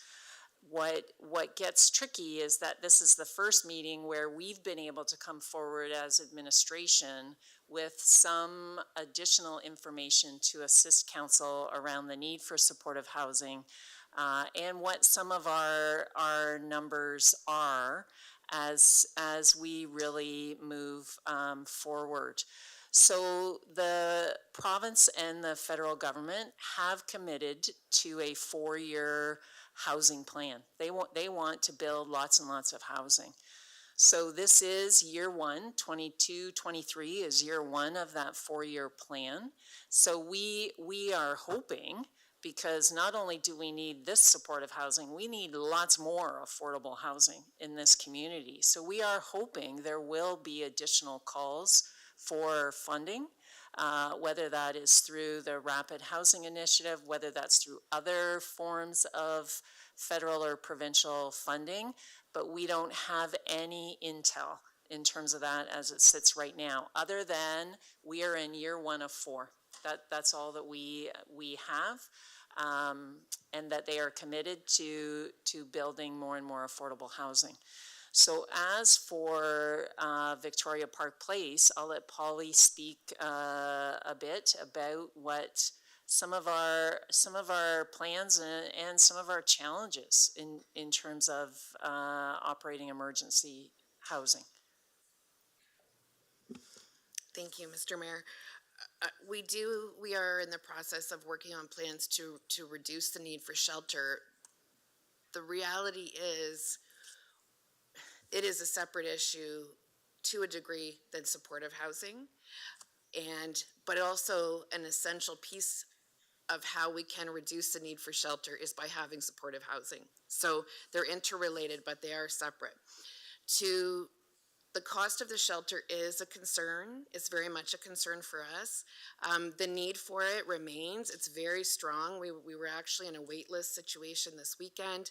It's very busy. This is happening in every community in Ontario, and everybody is doing their best to try to find alternative ways. What we have had a lot of success in, our numbers are creeping up since the start of the pandemic on placements in private housing, in rooms. That has been strong. We want to increase our numbers in social housing. We know we need a multi-pronged plan. One thing won't work, but we have to have a place for people to go. If they can't afford it and they're not welcome, we really can't just kind of create some magic panacea for it. So we do need to have solutions that are workable in our community, because we are, we're having good numbers, we're having good placements, that we've taken that as far as it can go. So we have to look for alternatives, and perhaps alternative ways of delivering our shelter. When we would if we can't afford the style of shelter that we have now, we would have to have a different solution. So that is what we're looking at as well. Nobody's more aware, keenly aware of this issue than my team. And we're very concerned about it. We do hope to come back with some more details for council in a few weeks. But there's a lot of, I guess, competing priorities, and the problems are upstream of us. We do not have control on poverty and the cost of housing. Thanks. The last question just I have, Dr. Reed, what can the municipality, though, do with $10 million? Like, is that not something that we could build our own assets with and look at affordable housing? I've seen what's going on in Wallaceburg, what's going on in Blenheim, what's going on in McNaughton. So that's I guess, I see their recommendations. I'm just curious, can we, I see the supports that are in place, but can we not better spend that money? Or are you confident in saying that this is the best way that we can spend our money to obtain the best services possible for $10 million? Thank you, Mayor Caniff. It's a very difficult question to answer, for sure. And I think I would answer it by we need supportive housing and we need more affordable housing. So I would say to council, don't be surprised if, a few months down the road, we are here again talking about municipal affordable housing coming from our housing services team in terms of building more affordable housing. I think where we have to separate the issue is that do we want to be in the business of supportive housing? And there are organizations like Indwell, organizations like Canadian Mental Health. There are organizations that this is the business that they do. This is the work they do in terms of providing supports. If council wants us to get into the business of supportive housing, then certainly that is council's ability to do that. I can guarantee you that my housing folks would love $10 million to be able to put towards a municipal housing build. And like I said, we will move forward with any opportunity that we have to secure grants, to secure funding, to build more affordable housing in this community. So would we like that money? Yeah, we would. But do we need supportive housing? We do. So we do have Ray Harper from Housing Services. He's on the line as well. I don't know if he has any additional comments from that housing services perspective that he might want to share. So we'll just check in with him and see if he does. Thank you, Mr. Mayor. And my name is Ray Harper. I'm the Director of Housing Services. And I touched on a few points that April has just mentioned. Yes, certainly $10 million would further along some of the housing projects that we have for municipally owned projects. And as we're working to get shovel-ready projects and shovel-ready lands to align with future funding streams. But I would like to comment and echo what April had already mentioned about supportive housing and this application piece. So essentially this $10 million is used to strengthen the application for the RHI funding, which it essentially, if successful, would receive over $50 million of funding. So that's an important piece that I wanted to touch upon about this particular ask, and we do not know if there is a round 4 or round 5 of RHI funding, and we try to structure these applications to be very competitive because it is a very competitive process, and we're looking at many other grants on trying to be agile and be ready for future grant opportunities for our own municipal builds, just like April identified. Thank you, everybody, for your questions and, sorry, your answers.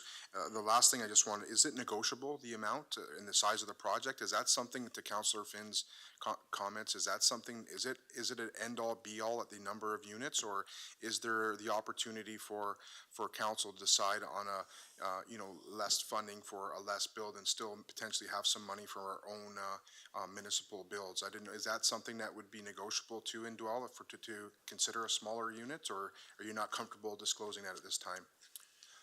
Through you, Mr. Chair. Absolutely, we're comfortable discussing anything because this truly is going to be a partnership. This is about trying to solve our community's problems together. The province has put out lots of calls for like building the most units possible across the province. We know that the same pressures are experienced locally. We looked at the total opportunity, the best opportunity for the site. That 95 units is a fantastic opportunity for this property.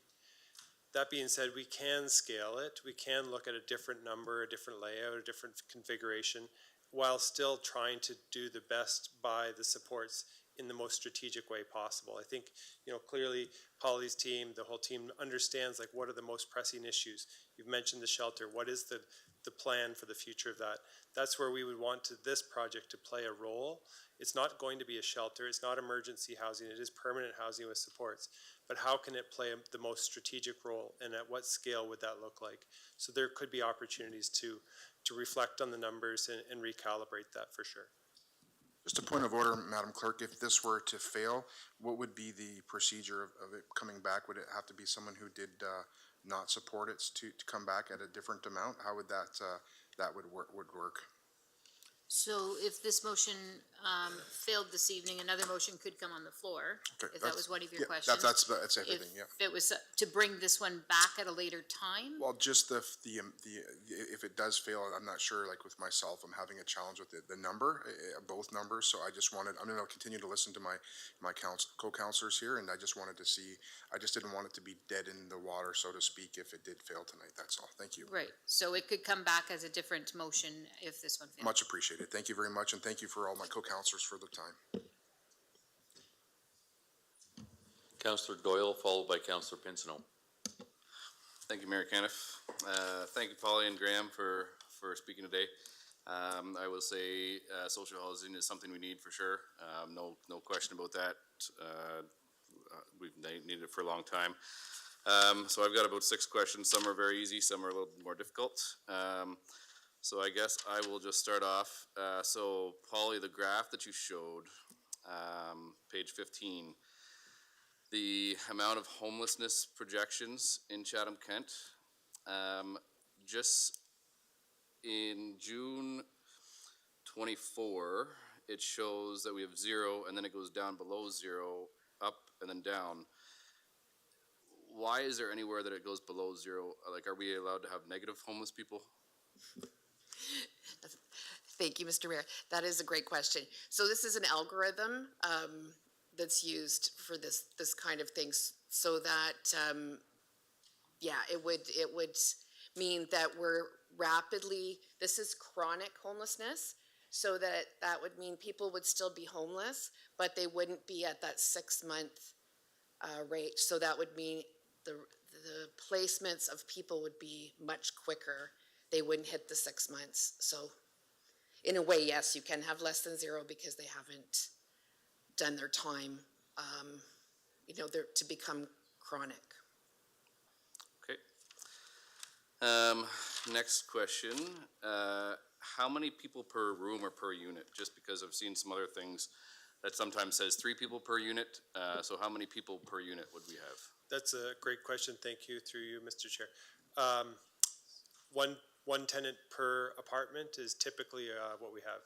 We definitely see the vast majority of our tenants are single-person households, and we occasionally have people with partners. We rarely encourage people to have sort of long-term live-in guests, and we have very close guest management sort of relationships and policies. So 1 per apartment would be a reasonable number to use as a multiplier. But you do allow more if they want. It is independent apartments, and people do have like the rights of a tenant. That being said, we work very closely with people to make sure that the number of people in their apartment reflects their tenancy agreement, which is usually one person, and that also reflects the best for them and their community in terms of guest management. Okay. Next question, what percentage of the people at these social housing units drive cars? Through you, Mr. Chair, we have about 12% across the organization. So from programs that have 0 cars for 46 apartments through programs that have maybe 15 cars for 45 apartments. That would be like our max number. It's about 12% on average. Okay, and then how many, I guess, how many workers would be there on, say you have 96 apartments, how many workers would be there on a normal day that would also drive? So we would be looking at this project, you know, if we're using the 95 number, we were calculating around 10 to 15 staff across the program on a regular day. Not necessarily all staff there at all times at the same time, so there'd be ebb and flow within that. Okay. So with regards to it not being near a grocery store, a variety store, how are the people that live there going to get their food? Through you, Mr. Chair, we believe the location is really well situated for a lot of amenities. It's not perfect in terms of where a grocery store is, but most communities across Ontario do have, you know, challenges when it comes to walking to groceries. But we do know that a lot of our tenants do have electric mobility scooters, or bicycles are very important to our tenants. And there's a lot of community within the building, so that carpooling, or, you know, getting a ride with a friend or family member, or, you know, taking a taxi or other kinds of options are always available to people. And then a lot of our tenants just do walk because, you know, that's how they've lived their life. Most of our tenants haven't had a car for some time. And so they're very resilient to, you know, getting the daily needs met. Okay.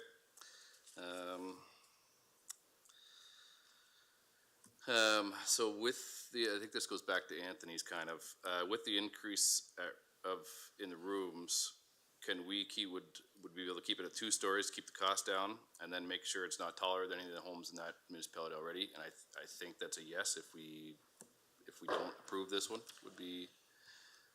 Through you, Mr. Mayor, the short answer, I'm not an architect and I'm not the planner, so just looking at the overall cost and format, or, you know, the layout of the building, I believe that we can work closely with the concerns that we heard expressed from the community. We have a lot of experience designing buildings that do contextualize to the neighborhood. Our Blossom Park program, for instance, in Woodstock, is within a neighborhood of similar height to this, where we created a 2- and 3-story building, and the 3rd story is designed sort of with a dormer style to make the roof line very compatible with the neighborhood. So there's different options, I'm sure, that we can work with in terms of scaling the project and redesigning the physical, or designing the physical architecture to match and complement the surrounding community. Okay. Can I maybe just add one thing to that? Yep. One of the key things that we have intended to do is maintain the tree line around the property that's currently there. It's a sort of an evergreen tree line, and it provides a visual screen to the near neighbors. And our intention is to maintain that intact. Mm-hmm. Yeah, I looked at that, and it looked like the one side was evergreens, the other side was maples or something. So in the winter, you're not going to have any leaves, you'll be able to see right through. So I guess my thought going back to that graph was if this is going to do what it's supposed to do, and we're down to near 0 within a couple of years, for us to build a 95, 96 unit apartment at 3 stories might be overkill for what we're going to need down the road, hopefully, if this works out the way it should. So potentially doing this at 2 stories at 2/3 the cost potentially might be a better idea.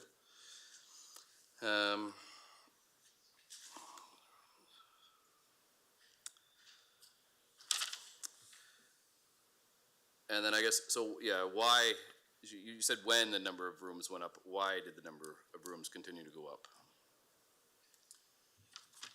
To you, Mr. Mayor, the why is, we're ambitious around the solutions. We need housing as a community, and we know this is the case locally as it is across the province. There's a lot of pressure from the province to get housing built in as much as possible.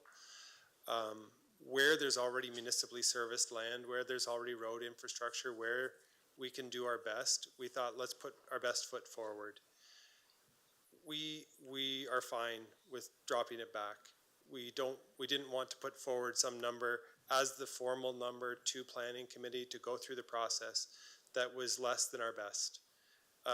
So we decided to put that number, the 95 units, down. We can work closely with you. We can work closely with staff around the services to design a functioning, very, very livable community. Not that's just going to address like street homelessness and the most acute needs. It's not going to be a community like that. It's not a sort of a homogenous community. There will be many people with life experience across the support spectrum. And I think that that's the other key part of why we wanted to do multiple, in a sense, multiple buildings. We know that scale matters from our past experience. Our largest single building, like with this sort of single front door, is 80 units, Harvey Woods Lofts in Woodstock. And we know that that scale, we've learned things from that scale that have translated into other buildings. 72 units just opened in London. It actually has 2 municipal addresses. It has 2 sort of front doors. It has 2 community identities, which allows the scale to shrink and people to forge their own sort of connections within their community. And we've seen much more resilience, much more neighborliness within that kind of approach. And so that would be our intent here as well. Probably 2, 3 different buildings within the structure so that we can create that sense of identity. But that, back to your original question, for sure we can work together to find the number that's right and, economically sustainable, but also meeting, the housing crisis that is real, both for deeply affordable and supportive, as well as that spectrum of support. Okay, thank you very much. And just one question with a follow-up, I guess. Are there any other companies that do exactly what you're doing in Ontario? Or are you guys the only ones? Through you, Mr. Mayor, we are unique. There are others who do similar things for sure. There's others who provide supportive housing. There are a few that combine both the nonprofit charitable structure and supportive housing and development. And I think it's the linking of the development with the housing supports. We are a health services provider funded through the Ministry of Health for different programs. And so bringing that experience together enables us to respond, alongside communities like yours to create unique solutions that work in different communities rather than simply, it's not a formula that says this is what we do everywhere we go. It is contextualized. So in that sense, I think we are unique in Ontario. Okay, and so last question, no disrespect with regards to this question, just because we were asked this by a constituent, I feel like somebody should ask it. And I don't need any exact numbers on individuals, just with an overall percentage, or if you know, potentially, what would be the overall admin salary percentage that we're spending our 9.7 million on, and what would be the percentage that's actually going towards the build? That's a very simple question through you, Mr. Mayor. 100% of what you would be spending would be going into capital construction costs for this project. There's very clearly defined within the contribution agreements, within all of the agreements that we would set out with you, where that money is to go. As was mentioned, operating costs come from a variety of sources, donations being one of them, rents the tenants pay being another, and the Ministry of Health or other ministries that fund supports are where we fund operations from. But the resources that you would be investing through the reserve funds that you have would go 100% into capital. It's a very good answer. Thank you very much. And again, like Anthony, I've been back and forth in my head. I can't begin to tell you how many times on this one. So thank you for the answers, and I'm going to continue to listen to the other councillors. Thank you. Councillor Pinsonneau, followed by Councillor Bondi. Thank you, Worship. Been around here a long time, and over the years, we have supported affordable housing. It's in several communities within Chatham-Kent, and honestly, I think we have done our part there. We simply can't afford this one. We need to start living within our means. We seen a budget where 5.7% raise, which had a lot of people upset. And you're asking to pull this out of reserves. We're spending close to $2 million on a shelter for the homeless. And I can guarantee you that's not going to go away if this is supported tonight. We need to draw a line somewhere. We got to stop with the free spending. This is a ridiculous amount of money, in my opinion, to spend for an asset we're not even going to have any ownership in. Just our portion of it, that's not including what the feds give and the provincial government give, is $103,000 per unit. I just think that this is going way over and above what we need to do. I think we need to stay on the path of doing the affordable housing that we've been doing over the years. And we got some tougher years coming. I can't support it. It's just too much money. And I just think it's not the direction we need to be going. Thank you.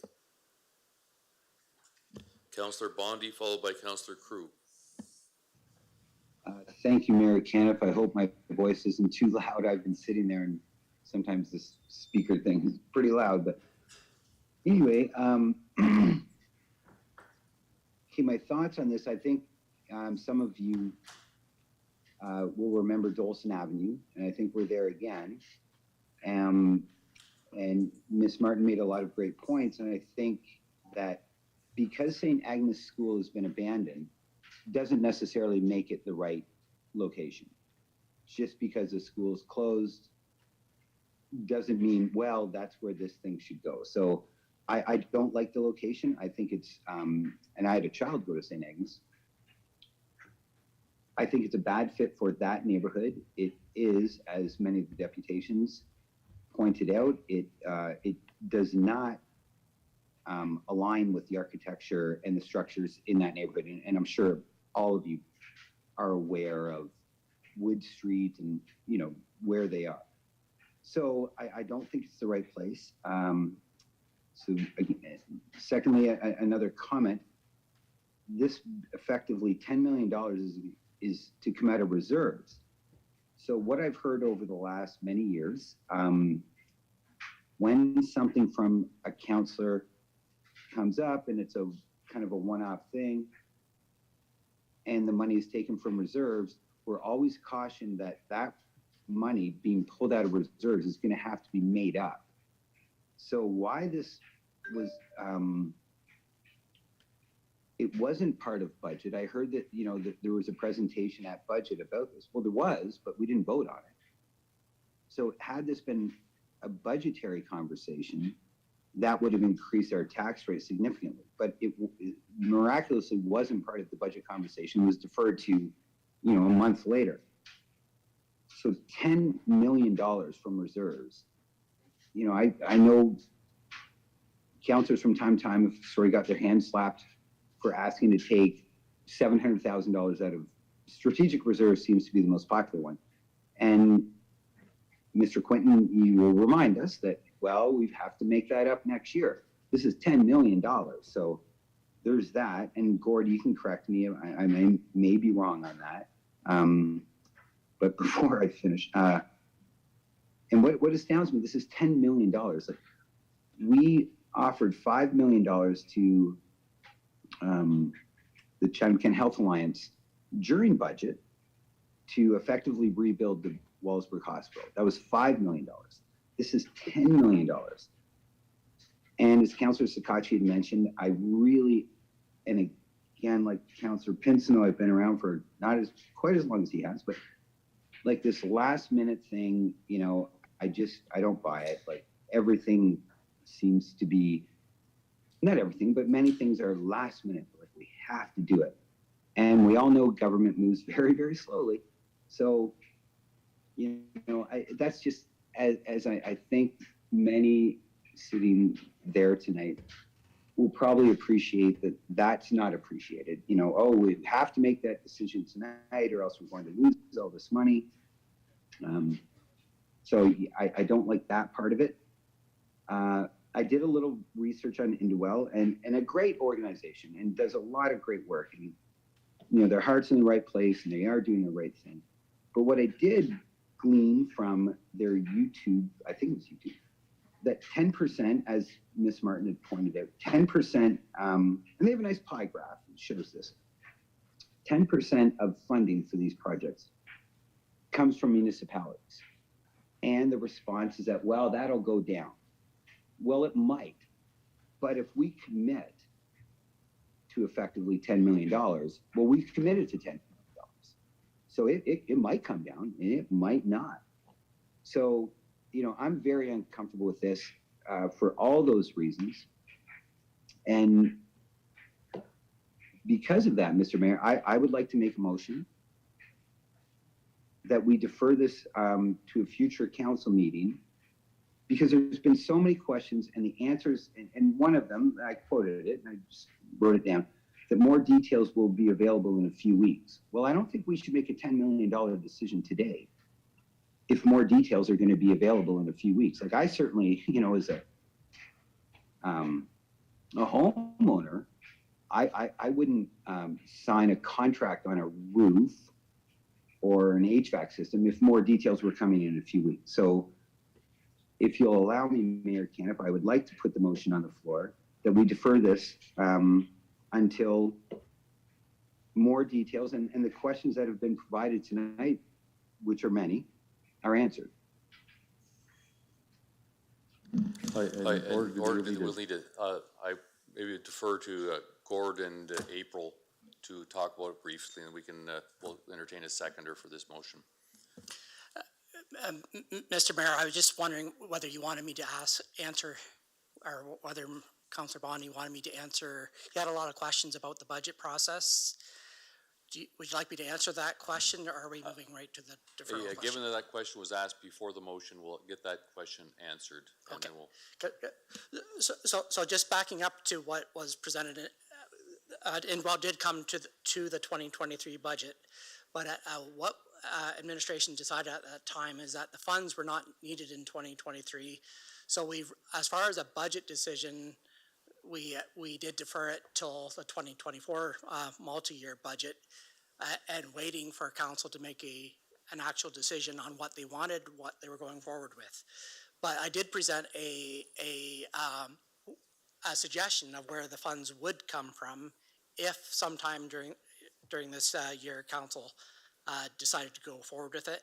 And at this point, of course, it's only making an application for rapid housing that, if not received, there still would not be a project going forward.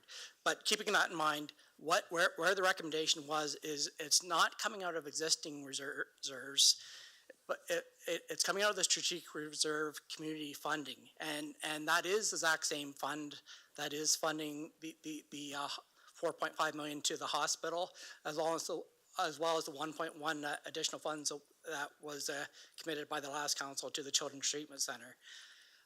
With this ask, that would now total $15 million of funding needed, and what that's being recommended funding is from the community funding part of our budget, where we came with a plan in 2017 to add 0.1% to the budget each year for 10 years to build up a fund for community issues. And basically what would happen is the funding collected between now and 2030 for community funding issues would be fully committed to both the hospital project and this project if it were to go forward. So I just want to explain where that was coming from. It's not coming out of it's coming out of the strategic reserve for community funding issues as part of that commitment till 2030. Hope that makes sense. Okay.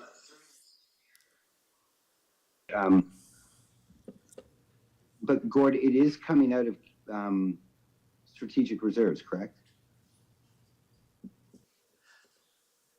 Yes, but reserve money that we have not yet collected. We'll be collecting that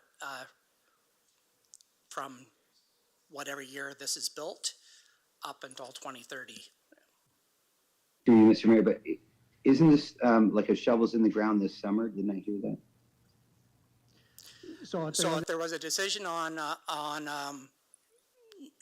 whenever building starts, building permits are issued and the building construction, we would work out in a funding agreement with the assistance of legal and with Indwell of when the funding would flow. And so there might be if construction happened in 2024, for example, we would have to flow the funds to fund the project with agreements in place in 2024, but we would collect that through this community funding levy through to the years 2030. Okay, and thank you through you, Mr. Mayor. Okay, I kind of get it. But in the end, there's one taxpayer in the municipality that pays 3 different levels of taxes. So it is, for, the public's and mine, it is taxpayer money. So we are talking about $10 million that, whether it be reserves or not, it's still coming from a fund that we're all collectively contributing to. So, okay, thanks, Gord. I don't really follow sometimes this complicated financial talk, but I think at least get the bottom line of the whole thing. Okay, and thank you, Gord. And I would still like to, if I have a second. Yes. Can I get a second to Councillor Bondi's motion? Councillor Allen. Okay, so I'll entertain, I've got a number of speakers that were prior to the motion. So, Mr. Mayor, the motion to refer back to administration is how I understand it from Councillor Bondi, to obtain further information. So that's on the floor, so we can only speak to that motion to refer. It stops the rest of the conversation until this motion happens. I'm not sure if April has some comments with regards to the referral and what that means to the deadline next week. Yeah, so any questions now are very specifically geared towards the deferral. So I'll go to April, and then I'm seeing, just you put up your hand if you'd like to speak on this. I just had a quick point of order. So I know typically if we have a speakers list already on the go, we'll finish that speakers list out prior to a motion to refer. I know I've made a motion to refer before and had that experience. So I'm just wondering if that is something, understanding we have a lengthy speakers list. So I have the procedural bylaw up now. I'm not sure if before, when the speakers list, it was regarding an amendment or something, but it says a motion to refer is not in order when another has the floor. It must be seconded. Debate on the motion must be confined to the merits only and cannot discuss the main question. It is amendable. It requires a majority vote for adoption and can be reconsidered. A motion to refer should include the name of the administrative department and instructions of the direction. So what is that? So when the motion to refer gets put on the floor, we have to deal with the motion to refer, and then if that fails, we go back to the main question. All right. So with that, April, I'll go to you to ask that. And if there's any other questions specific to the deferral, I know I have a couple that, April, if you could start. And if I can see hands that want to speak to, if you, hold your hands up and I'll. Thank you, Mr. Mayor. I think from our perspective, a deferral makes it tricky in terms of a March 15th deadline. We can work with Indwell in terms of looking at submitting to that RHI application form without a commitment from the municipality. It will be very difficult to secure any funds from the province or the federal government. So I think council needs to be aware of that.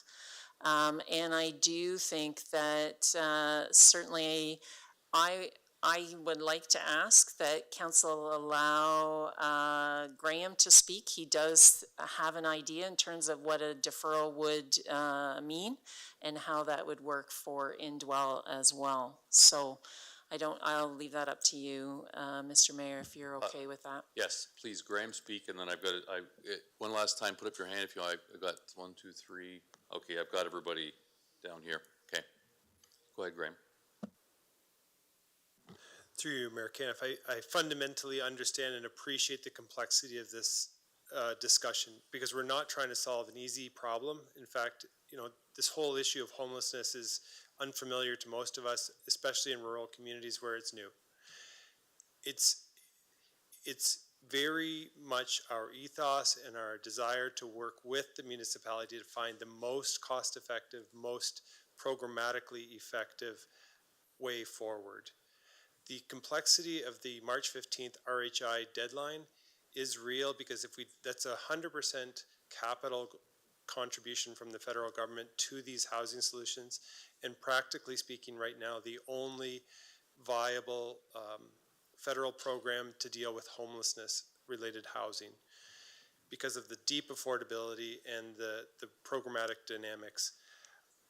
There, I believe, to Councillor Bondi's questions about how to structure the capital investment, I think that there might be, there are obviously experts in the room, not me, who understand capital and the municipal sort of financial scenario, and how to figure out ways to put an investment from the municipality into an RHI project that's the best leverage possible. I believe there's ideas there. I can't think of them all sort of like in enough detail to sort of just like work it out on the floor tonight, but I'm pretty sure that we could work out a good, advantageous approach that's more cost effective than the municipal investment you've put into past RHI applications. I don't want to negotiate against myself in the sense of trying to sort of outdo our own bid, but I think that there's fundamentally a way forward that is in the interest of the municipality with a little bit more time, but still reflecting the RHI deadlines. Okay, thank you. I got 5 people on the speakers list. Councillor McGrail, followed by Councillor B. McGregor. Thank you, Mayor Canna. So my question is about the RHI. Explain, and that is for the cost of the build. Is that correct? And it's a federal grant program. And how much is it? Like, is it a percentage? Is it like what monies are we talking here? To you, Mayor Caniff, the federal government announced Rapid Housing Initiative 3, Round 3, as part of the cooperation agreement between the federal... Sorry, that wasn't part of the deferral. Or how okay, okay, so my next question is going to be, if we defer, when is the next round of applications? Through, Mayor, there is no future RHI round currently announced. Okay, so that was why I was trying to get to what are we losing, and that's why I asked that about the monies. So if you were to add on to that, how much is it that we're be yes, kind of, there we go. How much would we be? There we go. We got around it there. If we defer. Through you, Mr. Chair, the formal math says 330,000 per unit is what the federal government will invest. 1.5 billion divided by 1,500 units.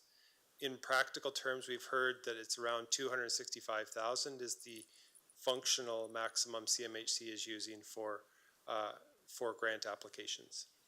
Per unit? Per unit, yes. All right, thank you. Councillor B. McGregor, followed by Councillor Crew. Thank you. And just with respect to the referral back, understanding we don't get the opportunity to speak about poverty and homelessness often, I think it is appropriate we do that at length when we can. So I don't think that generally the intent of this type of motion is to cut off debate, which I don't think is the intent of the mover and the seconder at all. So I would just say that we should not refer this right now so that we have an opportunity to continue the conversation, ask the questions that need to be asked, and make the comments that need to be made. Councillor Crew, followed by Councillor Doyle. My questions have been answered. Thank you. Councillor Doyle, followed by Councillor Scotchy. Back to Councillor McGrail's thing. I swore I thought somebody said there was one more round left after this one to bid on throughout this presentation tonight. Through you, Mayor Caniff, we are in year 1 of year 4 of the federal government and the province's housing initiatives and their priorities. But what we don't know and we do not have is if or when there will be another round of RHI funding. So while we're in year 1 of 4, That's the only piece that we have any information on at this time. Okay, sorry, I thought that you said that or somebody had said that there's another round of RHI. Okay, and then I guess second question, if we do defer this, when they do come back to us, is it possible to give us options for here's what it would be for 2 stories, here's how many units, here's the price, and then we already have our 3 stories? Is that something that they would be able to come back with us for, so we have options of what to do? Or is it just we take it or we leave it kind of thing? Through you, Mayor Caniff. Certainly, you know, we're very aware of that March 15th deadline. So if council would like us to go back and look at a different model, a different size, we would have to work with Indwell to see how viable and feasible that is. But then we would need to bring council back together again in order to present that and vote on that before that March 15th deadline. So that would be a piece, unless any of my colleagues are thinking anything differently about that. So I don't know, Michael, CAO, if you have anything to add. Thank you to you, Mr. Mayor. I mean, I agree. I think if, unless we come back next Monday, I don't know how much work can be done between this Monday and next Monday to change the proposal. I will say that the approval is conditional on a couple of things, and council can look at those conditions under number 4. And if there's a condition that council wants to add, so let's face it, in order to meet the deadline, you have to have a commitment that you want to support it to an amount of 9.69 million. However, if something happens, I would say if something happened 3 or 4 months down the road, that's a little bit of a problem, because by then, certainly the feds would have looked at the application and gone through the whole process. And I don't think we want to be a municipality that says, hey, pick us, and then at the last minute we back out. But because of the timing here, if you wanted to have another discussion about this, later in March or early April, I would argue that point is not too late to that. If you decide to go it another way, it's not too late to then withdraw your application. But if you defer it today until 2-3 weeks from now, whenever our next meeting is, you will miss the deadline. And quite frankly, I don't think it's a good use of staff's time to talk about a proposal with Indwell if we've missed the deadline, and we're definitely not going to be getting the funding. So one option is to consider a recommendation that would bring staff back with a little bit more information and allow you to withdraw the application at that point in time, and yet still preserve the deadline. So that's the only thing I can think of. And I just want to be clear, we're not under the gun because of any deadline we've created. This is a deadline that's been created by others. And so if we do not apply, then there may not be another round, and we definitely won't be part of this particular this particular tranche if we don't submit an application by then. So hopefully that helps give council some guidance. So if we say that we submit and we get the 9.7 million, are we then allowed to build something smaller than that as opposed to something bigger? Like, is that a possibility? Is in the next month we say, no, we don't want to go to 9.7, we want to do a 2-story at 6.6 and save some money and not make the thing as big? Is that, as long as they've approved the 9.7 and you've went through the RHI process, is that something we can downsize without withdrawing the application? I would suggest that if you want something less than 9.7, within a period of time after you've submitted the application, a short period of time, you need to let them know that. I think what you're suggesting is, why don't we wait and see, and if it's too high, then at that point we can go back and change it. Now, I will say this, my experience, and maybe Indwell may have a different view, but my experience with RHI is that they do communicate with the applicants. This isn't like a tender situation where there's no communication. In these cases, they do communicate with the applicants, and when they get your application, if they too are wondering this is too little or too big or whatever, they'll have that discussion with the applicant. Can you confirm that? Is that your experience as well, if I can, Mr. Mayor? Because I assume Indwell has been involved in a couple of RHIs before? Yes, through you, Mr. Mayor, to the CAO's question. It is a somewhat of a cooperative process with CMHC. We worked with Norfolk County in a similar situation where the county was the applicant. Indwell delivered a 51-unit project, and there was back and forth both with Indwell through the county to CMHC, with the county being the communication to CMHC. There's not a ton of opportunity to negotiate, but there definitely is room for clarification and assessing the opportunity. I think that we would want to put our best foot forward in the application rather than sort of shooting for a number that we definitely didn't feel like we wanted to pursue. So I think if the opportunity is there to, or if the suggestion or recommendation is to put our best foot forward and not miss the opportunity to apply for RHI, it would be very wise for us to do our best to figure out a different number before the deadline. I'm not fast enough to sort of figure out a business plan standing here, but I think I have enough experience to know that we could probably scale back the project to a point where it would still be economically viable. It would be a different range of supports that we would offer, so I can't like put an exact number to like, you know, more enhanced supports or more standard sort of on the fly, but I definitely believe that there's room to recalibrate the total number of units on site, the total cost of those units on site. Architecturally, we'd have to figure out a few things, but there's probably room to figure that out too. And to still be able to meet the ambitious goals of ending homelessness in this community. It won't solve itself. We have to do something. And by we, I say us, everyone in this room is elementally critical to that, and to bring the federal government to invest at the maximum possible for this community. I do believe that there's a rate that is less than the 95 and would be a solid application to RHI. Thank you. Councillor Sakachi? Thank you, Mayor Caniff.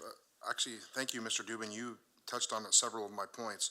My quick question would be to Councillor Bondi directly is that, you know, when we have referrals back for further consultation or, you know, detail, this is just referring it back to administration, and I'm just really not sure what we're referring back to administration for. There doesn't seem to be any direction in referring it back, just except it's going to be causing the time delay. So is there specifics that Councillor Bondi is asking for on this refer back? Because I'm just looking for what I'm voting on is besides just referring it back to discuss it further. Mr. Mayor, if I can. Yes, go ahead, Councillor Bondi. Thank you.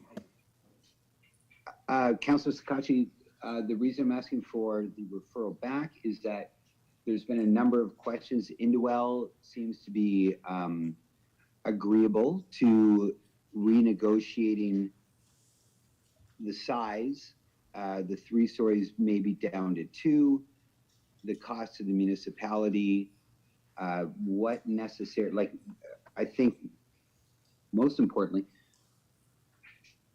the commitment of the $9.6 or $7 million, you know, to kind of clean that up, to know like what is our commitment, and maybe they cannot provide that answer. But the reason I'm asking for it to be deferred is that, you know, there's been a lot of questions from council saying they haven't been answered, and if we can have some time, not us, but you know, Indwell and administration, to provide answers to these questions that we have not gotten, to provide, answers to the questions that we have not been provided.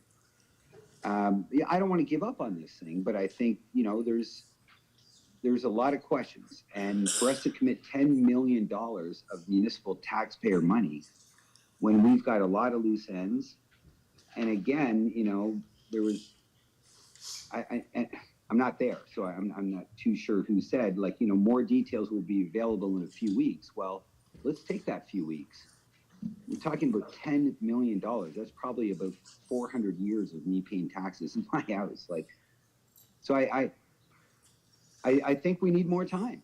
I think council needs more time. And again, this time crunch of like this deadline of the 15th, I believe, like, this is not our fault. Like, it's not council's fault that we have, you know, effectively like 8 days to come up with this decision.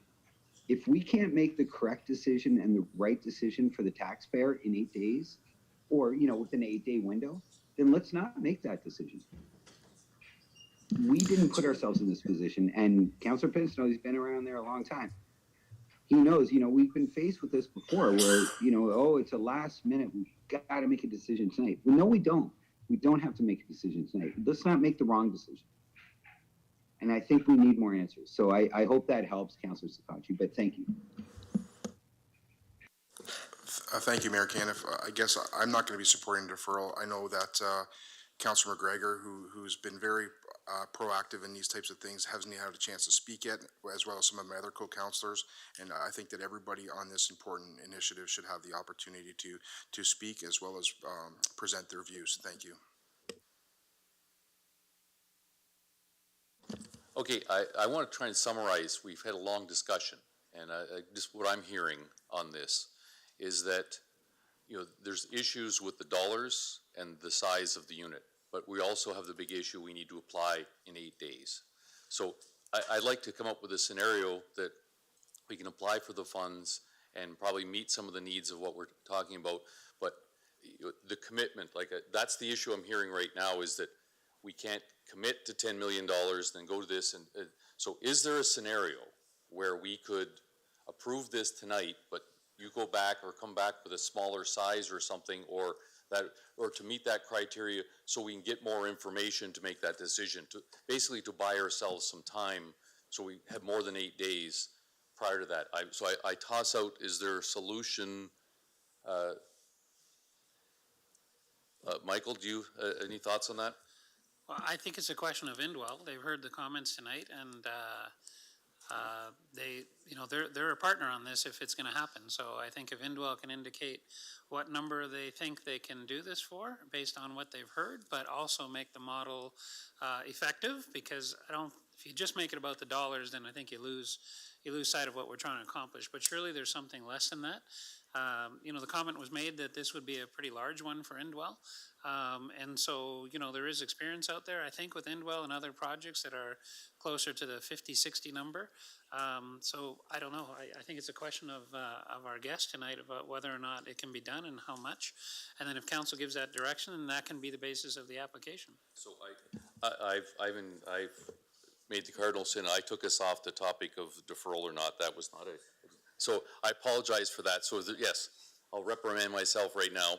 And if there are any other questions for the deferral, because if we, my point is on this, if we vote not to defer and deal with it, I think there's a solution that we can come up with that deals with the timeline and deals with the dollar value and the number of units.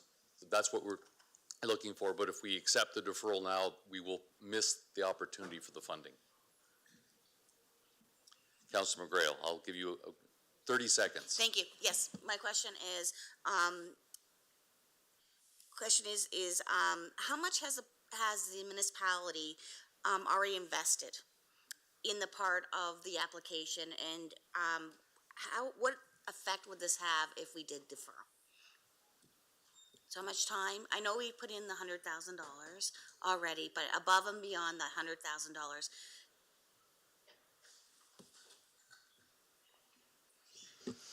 Thank you, Mr. Mayor. It's basically staff time. We have been working with Indwell for some time and meeting with them and planning with them and looking at that. So it would be, and I don't have a number specifically, but other than the $100,000 that was to assist the project manager that came out of SSRF. All right, thank you. So we're going to vote right now on whether to defer or not, knowing that if we say no to this, we'll go back to the discussion and work on a solution. But otherwise, we will refer it back. Thank you. Okay, so we'll put it to vote. Councillor Bondi? Yes.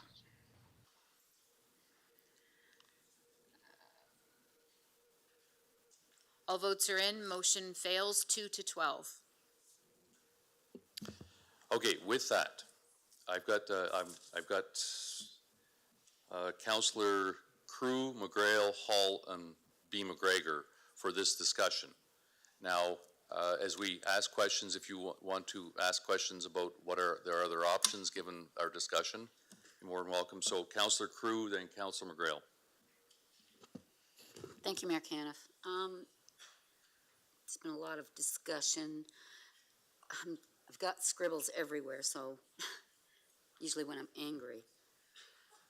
Conditionally, in number 4, and this is probably for Gord, what does that mean, conditionally, under bullet number 4? Conditionally approve commitment of up to 9.6. Does that mean if we get the funding that it's conditional on the funding? Is that what that means? Thank you, Mr. Mayor. Yes, I think it's both on the, of course, on the Rapid Housing Initiative funding. If that doesn't come through, well then, this is a done deal. This is closed, not being done.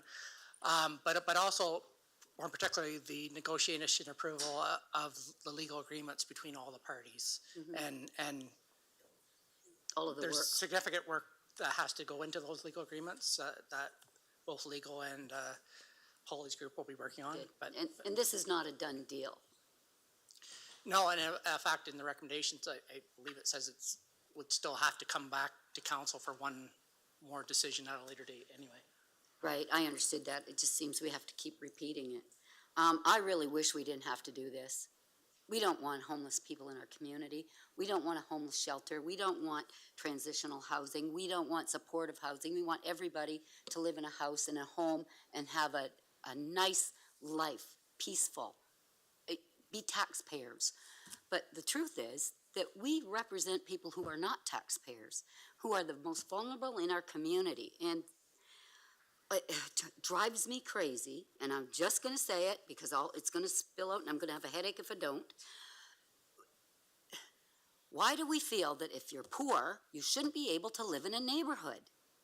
Why shouldn't you have the basic rights that all of us enjoy and experience just because you're poor or you're less advantaged to other people? And boy, well, let's just put them down by the Wish Center. There you go. It really frustrates me. I am so happy to have partners like Indwell in our community and the people in our community, the agencies. I was at a meeting, the housing and homelessness meeting today.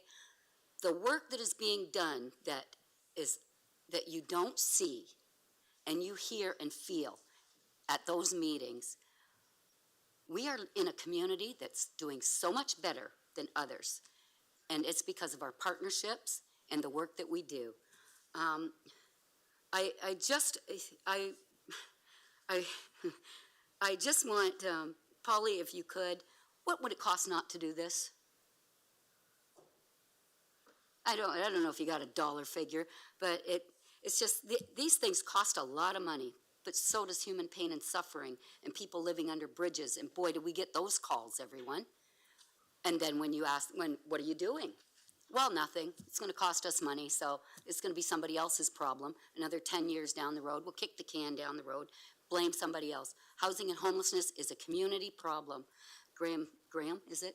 Graham said that over and over, and it is a community problem, not mine, not Polly's, not the police, not the homeless committee, not council. It's everyone, churches, and thank God for you, because if you weren't here pulling more weight than the rest of us.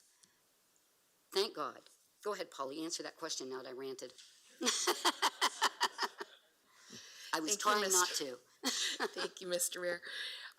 I think the numbers are probably the best ones I have are the savings. So, for the investment, there is a savings that can be sort of 1.5 times to like 20 times in savings, depending on the investment. Particularly supportive housing has the biggest payoff. Housing itself has a payoff to the community, and it creates a lot of savings. Again, policing, hospital, mental health, all of that. But when you get into supportive housing, the numbers are so much higher.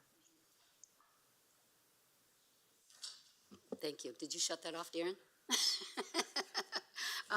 I just want to say,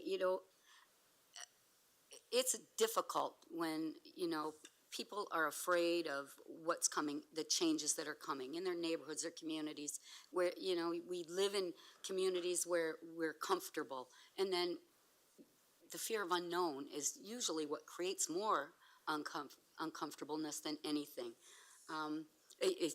If more money for affordable housing comes, it doesn't matter where it's going to be. We will receive pushback again. I think Councillor Bondi mentioned Dolson Road again. Those, we get pushback because people are afraid of the change. But people have the right to live in neighborhoods and communities and feel just as safe as we do. That's all I have to say. I think that all my questions have been answered. I'm done ranting. That's all. I will be supporting the project. Councillor McGrail, followed by Councillor Hall. Thank you, Mayor Caniff. My question is in regards, I want to take a moment and look at, talk about St. Thomas. You did a build in St. Thomas, and that was how many rooms or units, excuse me? Through you, Mayor Caniff. We are working with the St. Thomas on a three-part strategy to build 150 units over 3 years. The first building is 15 apartments. It's a very high acuity, 15 people. They gave us a list and said, pick 15 from this list of 20. Everyone moved in from street homelessness encampments. That was a building that the municipality had actually started to renovate using RHI funding, and Indwell is the operator of that building. We were building a second building. It's 45 apartments with a sort of an enhanced support, but somewhere to move out of that specialized program because people don't stay in crisis for that long. A year in, just over a year in, 12 of the 15 people who were there are already ready to move into the next building. So that's 45 apartments built in conjunction with the municipality. As I mentioned, that was a $3.8 million commitment that the municipality backed out $3 million using Social Service Relief Fund from the Ministry of Municipal Affairs and Housing. So what I'm trying to understand and get a feel for is that, you know, right now as it sits, the 9.7 million, what can we realistically, if we sat at what it is right now, like through different ways and what you've experienced in the past coming forward, could we really, in your thoughts or in your mind, I won't hold you to it, but the final price? Is that like Through you, Mr. Chair. commitment? Without negotiating, you know, the final price Exactly. at this point, I believe from our experience that we could design a program that's probably about 30% smaller, so 95 to mid-60s-ish. That would probably translate to about a 30% reduction for the municipal request. That could alleviate some of the assumptions we were making around municipal affairs and housing and abbreviate the pro forma to be, or simplify the pro forma to be RHI, municipality, Indwell, and keep it as simple as possible. I think that that would be the highest level of the chance of success.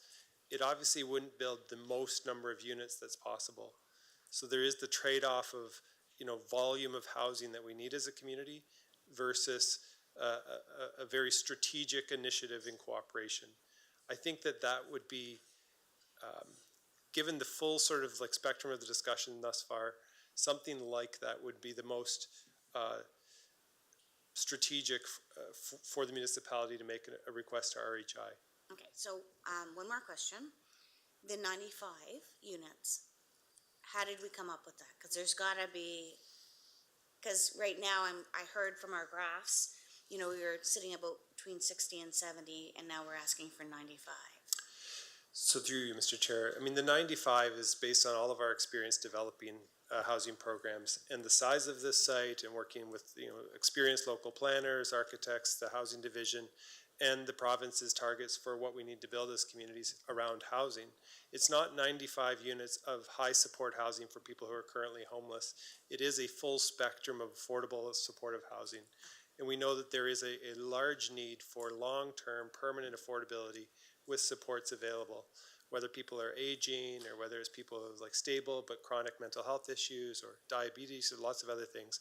There is a full spectrum needed, and so we attempted to put our best most experienced foot forward with that full site building. When you go through zoning, obviously that's sort of a complex process that engages many voices, and we wanted to make sure we had all our cards on the table as part of that process. If we scale back as part of this RHI application, the RHI and the zoning are two different things, but I think that we can work closely and with full transparency with staff and with you around what the goals are for both the site and the application.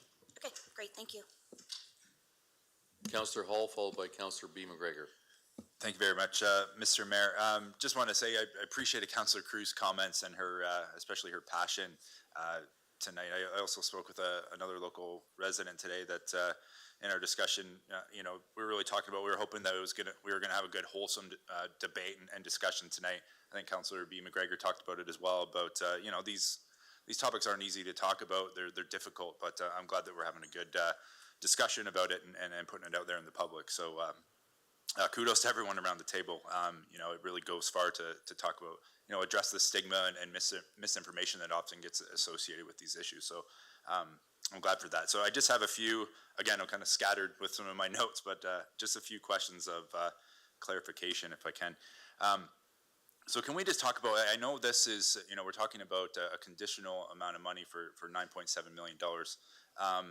But that's not a guarantee that, I know it was talked about tonight, that's not, I guess, can we say that's not what the expected number will be that the municipality will put out? Do we have can someone talk about that a little bit more and maybe explain that? Like, I know we're putting that cap on it in order to help with the, with the application, but what are we expecting to pay from the municipality for this project? Through you, Mr. Chair. I mean, I said this at the budget committee, and I'll say it now. Our goal is to minimize the amount that the municipality would contribute. It's difficult to project exactly what that could be. So in practical terms, yes, a commitment you make has to be honorable, like you need to be able to follow through on it. And our goal is to work as hard as possible to reduce that, like we have with, St. Thomas, for instance, or Norfolk County as two clear examples. It's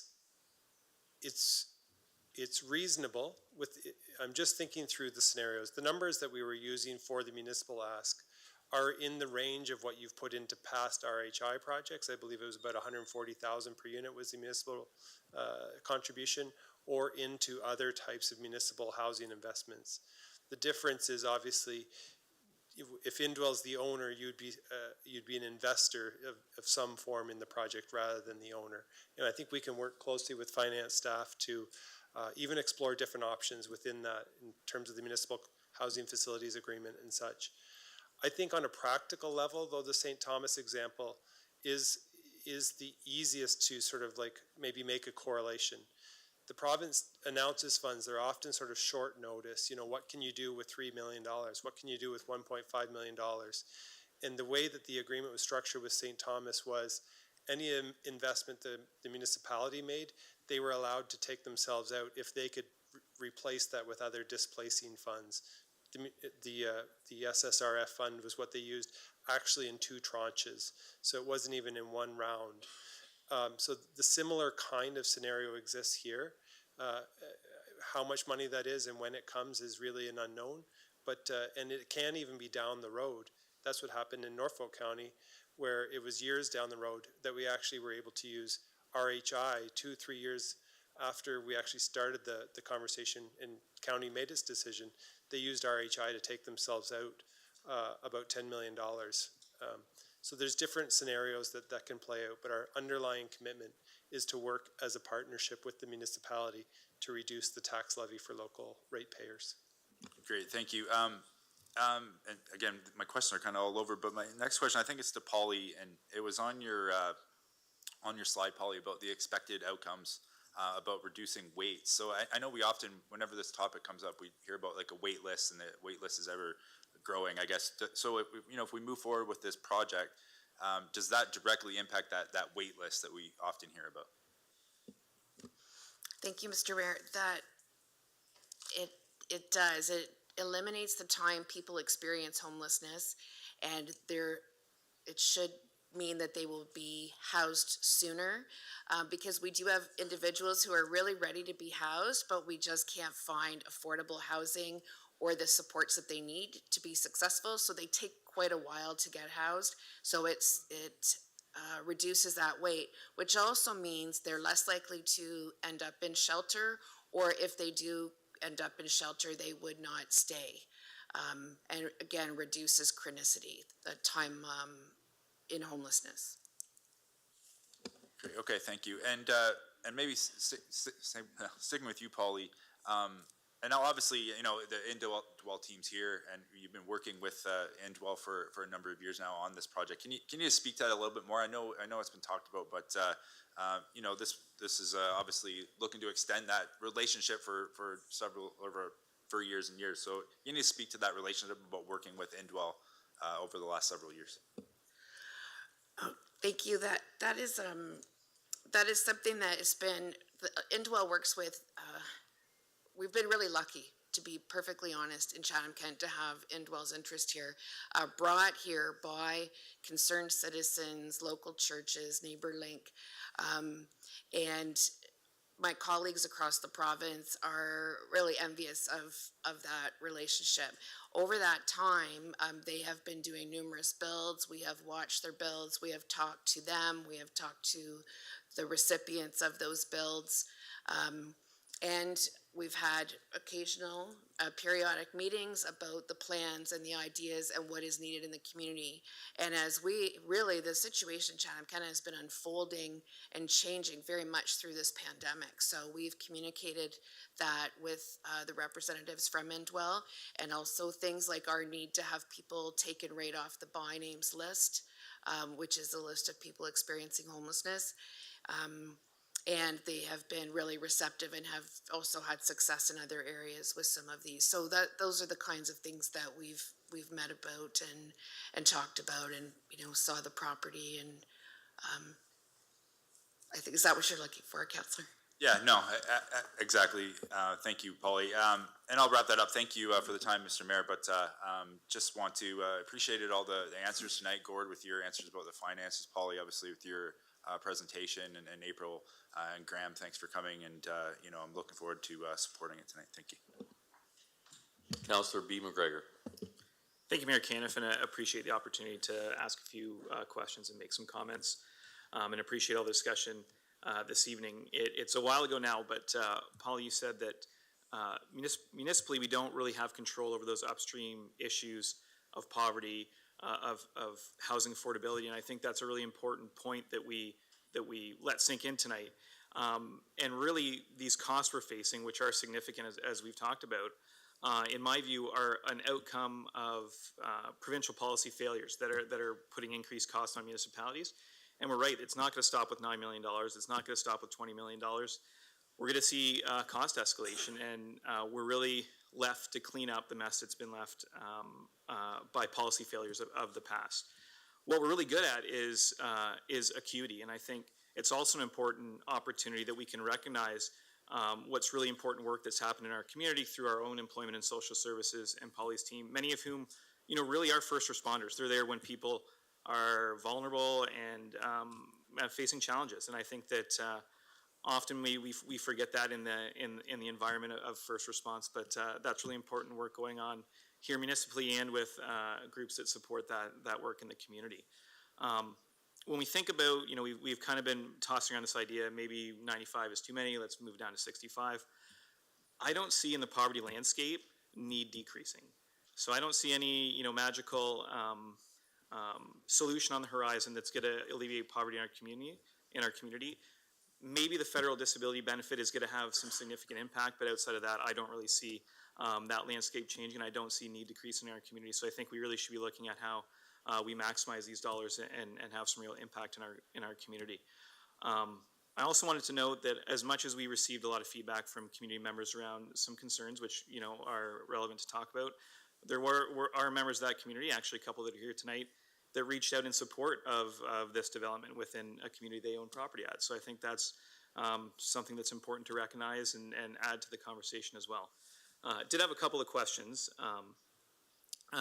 Did you know, we've talked about this for years now, and maybe it's helpful to back out a little bit. What was the total project cost we're looking at? So I know we're stuck on our number, what our contribution might be, but what are we looking at as a total project cost?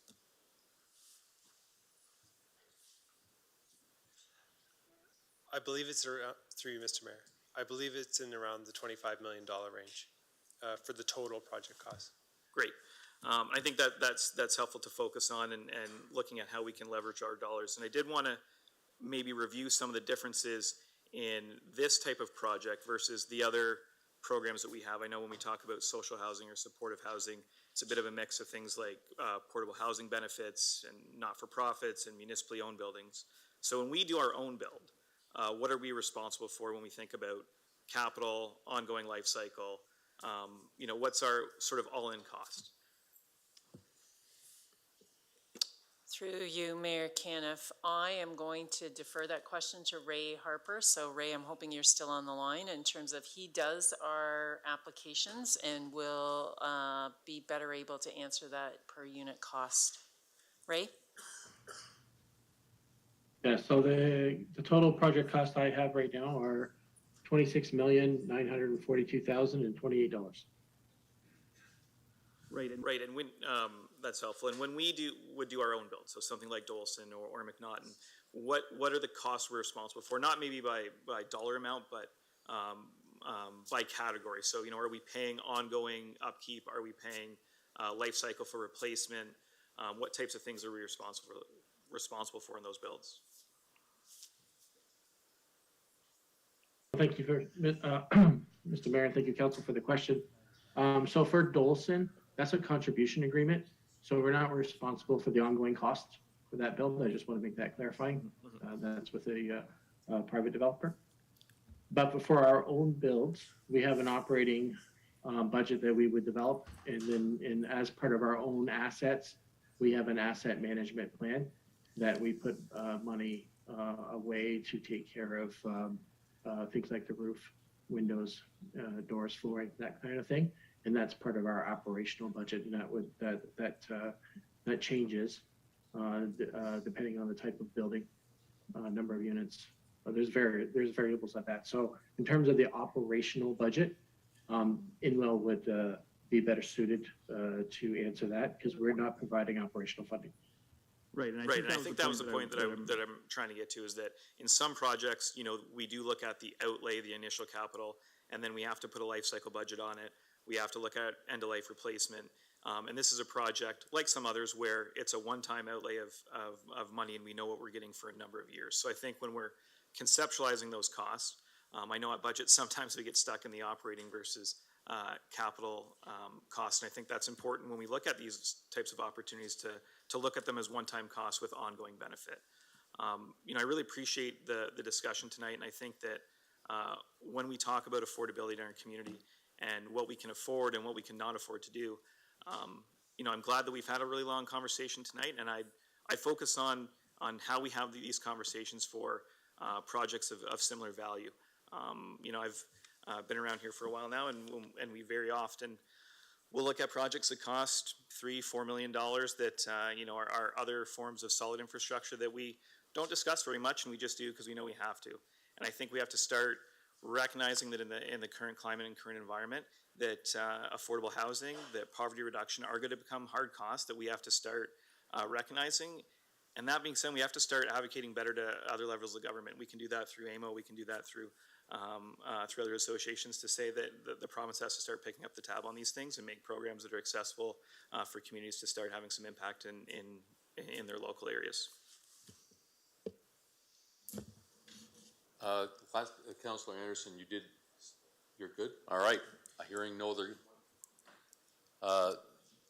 just a second, I believe I've already heard from you, so we could go on forever if we let, so seeing no other new speakers, we'll put this to vote. Councillor Bondi? No.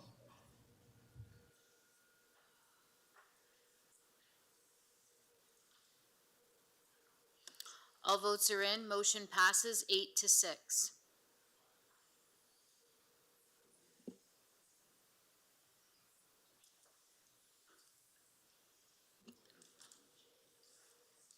Moving on to community development, Bloomfield Business Park, Flodu Enterprise Inc. and Myriad Technology Inc. Councillor Sakachi and Councillor Thompson, I guess you move this, please. So moved, Mayor Caniff. And seconded. Councillor Sakachi? Yeah, I was hoping that Mr. McFadden was online, or is somebody else here to speak on this matter? Mayor Caniff? He is on the line. He's online. Hello, Stuart. How are you, sir? Good evening, Mayor Caniff and Councillor Sakachi.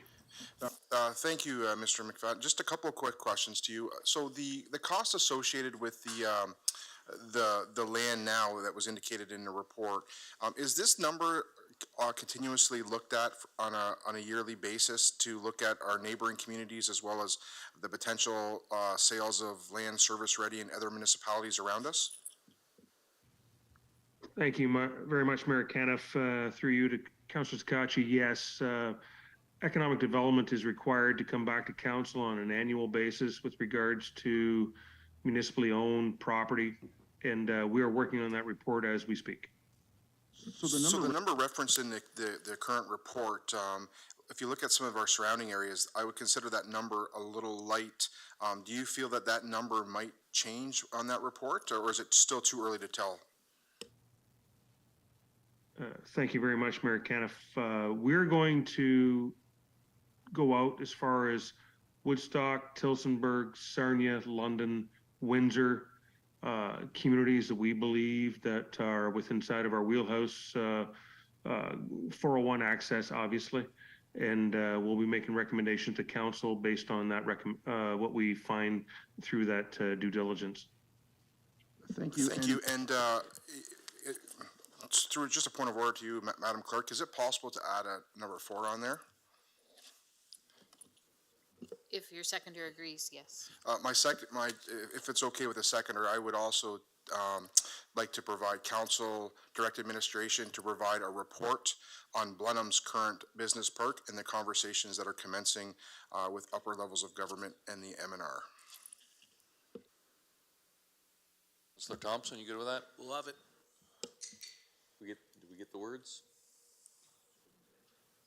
Sorry, I did not, because that was something that I was going to ask prior to, so. If you can just repeat that for Meredith as she's typing. So, yes. So I do apologize, Meredith. Council direct administration to provide, direct administration to provide an update regarding the current status of the Blenheim Business Park and conversations that's transpired with the province and the MNR. Sorry, Meredith.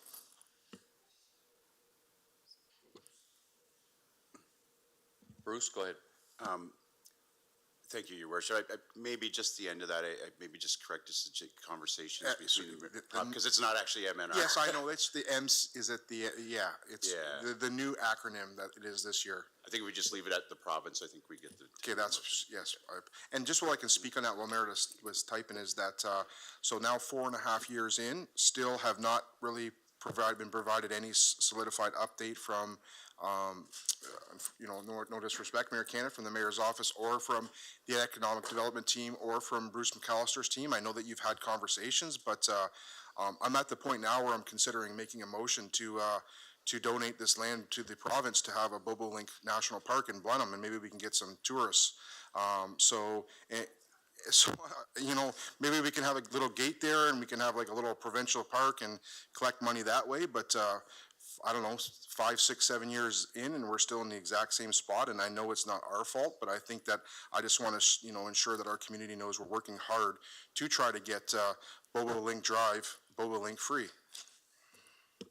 So, can I?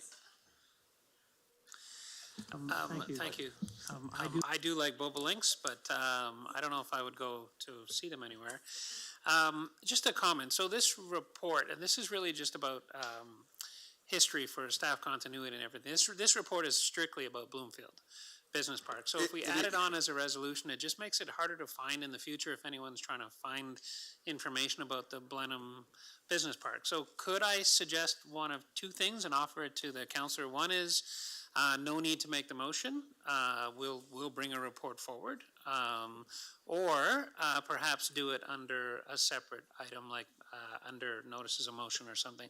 Only because I don't think this is, I'm not commenting on the motion, just to be clear, but I don't think this is the right place to do it, given that everything in this report is about Bloomfield. Sure, yeah, if that's, I guess I'm just not gonna miss any opportunity possible publicly to state this. I've made 2 motions regarding the Blenheim Business Park. We have no further information. I'm 4.5 years in, almost into my council term, the second term now too, and we are no farther ahead. So I'm just not gonna I'm gonna take every opportunity possible to keep this at top of mind, because Blenheim is a growing community. It has significant growth. There's multiple subdivisions that are growing, and we have a beautiful serviceable land that we are still stuck in the mud on, and it's getting extremely frustrating for my residents as well as my co-councilors in the area. So I'm happy to remove 4, knowing that I've said it on public record that I'm hoping that we have resolution or some communication, because if I don't mention it, we get 0 updates. So it's very, very, very frustrating. And I'll certainly commit that on administration's behalf, we'll bring forward a report. And it sounds to me like advocacy is going to be a big part of it.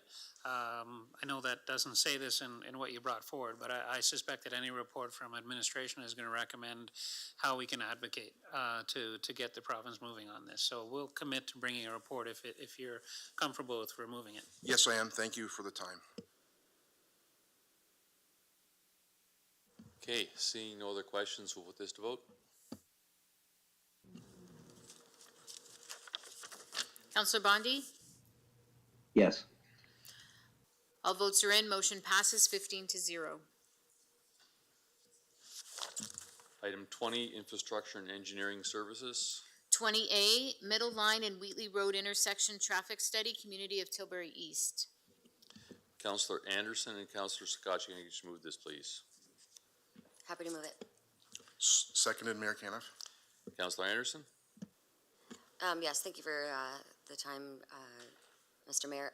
The only question I have about this is, I wasn't sitting on council when this took place. Was there ever a roundabout that was questioned about this intersection, especially with conversations of how they provide additional safety as opposed to an always stop or traffic lights? Can anyone speak to that? Thank you, through the mayor. The genesis of this traffic that's we see here is really the Talbot Trail detour. So it's a temporary condition. That traffic we anticipate will go back to the roadway that it was on before once we deal with the Talbot Trail. So it's a temporary condition, the traffic itself.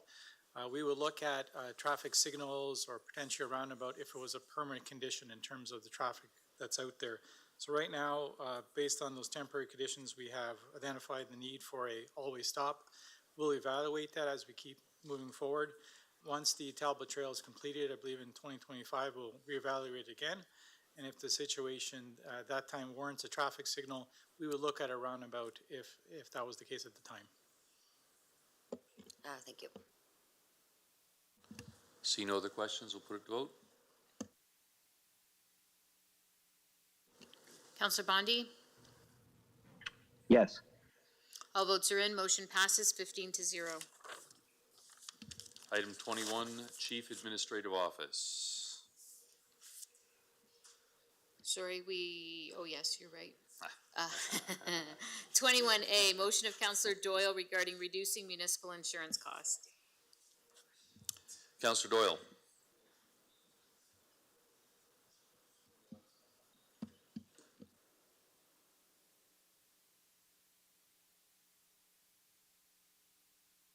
Thank you. Councillor Bondi, your microphone is on.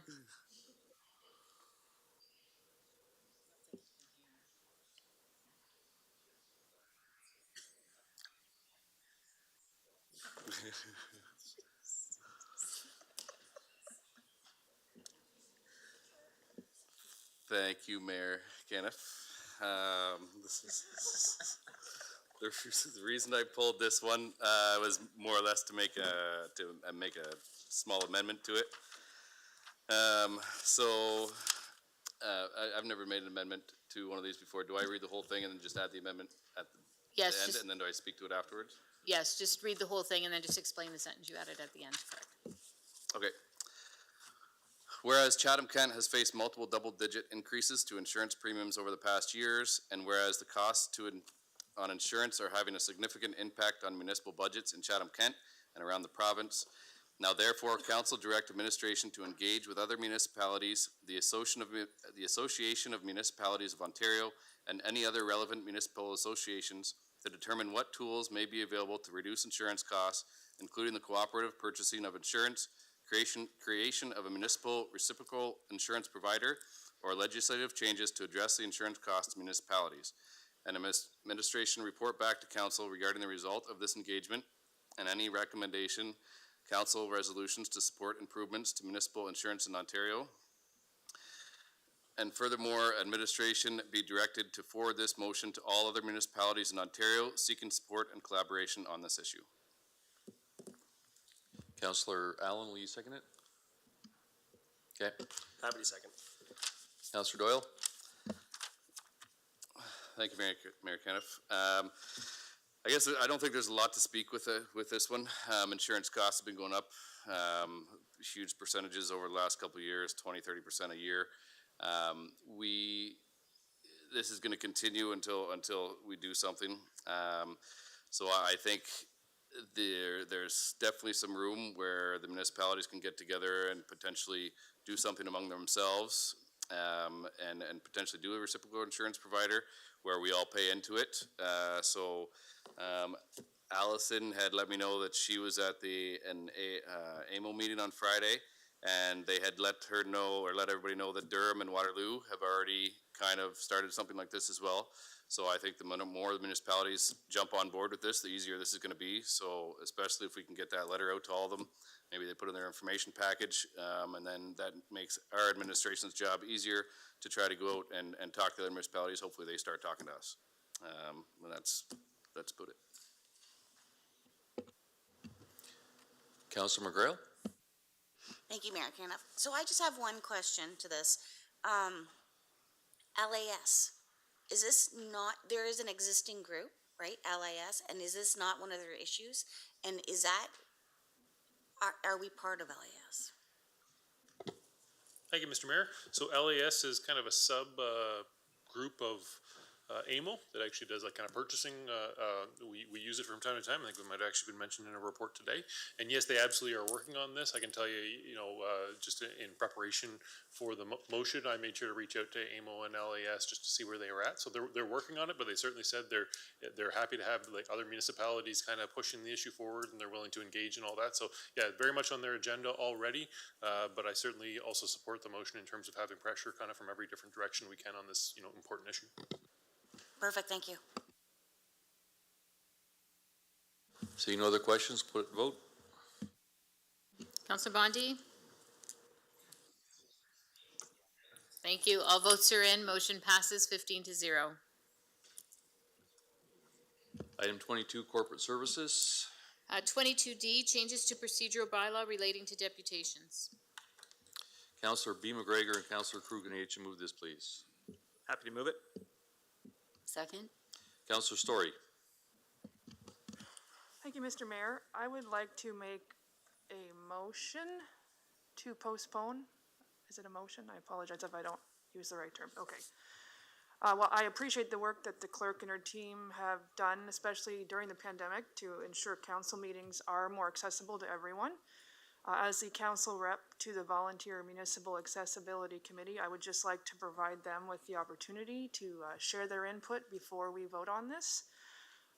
Therefore, I would like to make a motion to postpone this motion until that time. That the next accessibility meeting is on March 21st, so it's not too long from now, and that would mean we could come back with their feedback if they have any at our next, after that time. Thank you. I get a seconder for that. Councillor McGrail. Councillor Story, anything else to add? No, that's everything. Thank you. Any questions? Seeing none, we'll put it to vote.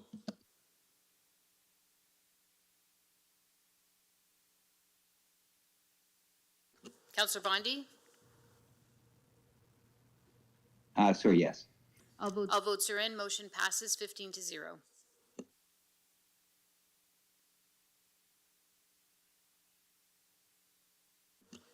22E, motion of Councillor Hall regarding council compensation for sitting on committees. Councillor Hall? Thank you, Mayor Kenneth. I move that staff be directed to engage with the Citizen Review Committee for Council Compensation to examine the issue of elected officials in Chatham-Kent accepting payments, stipends, per diems, or similar benefits associated with participation on regionally, provincially, or federally focused committees, boards, or groups if they choose, and a staff report with recommendations be brought back to council by June of 2023. Councillor Finn, will you second that? Happy to second. Anything to add, Councillor Hall? No, that's everything. Any questions? Seeing none, we'll put it to vote. Councillor Bondi?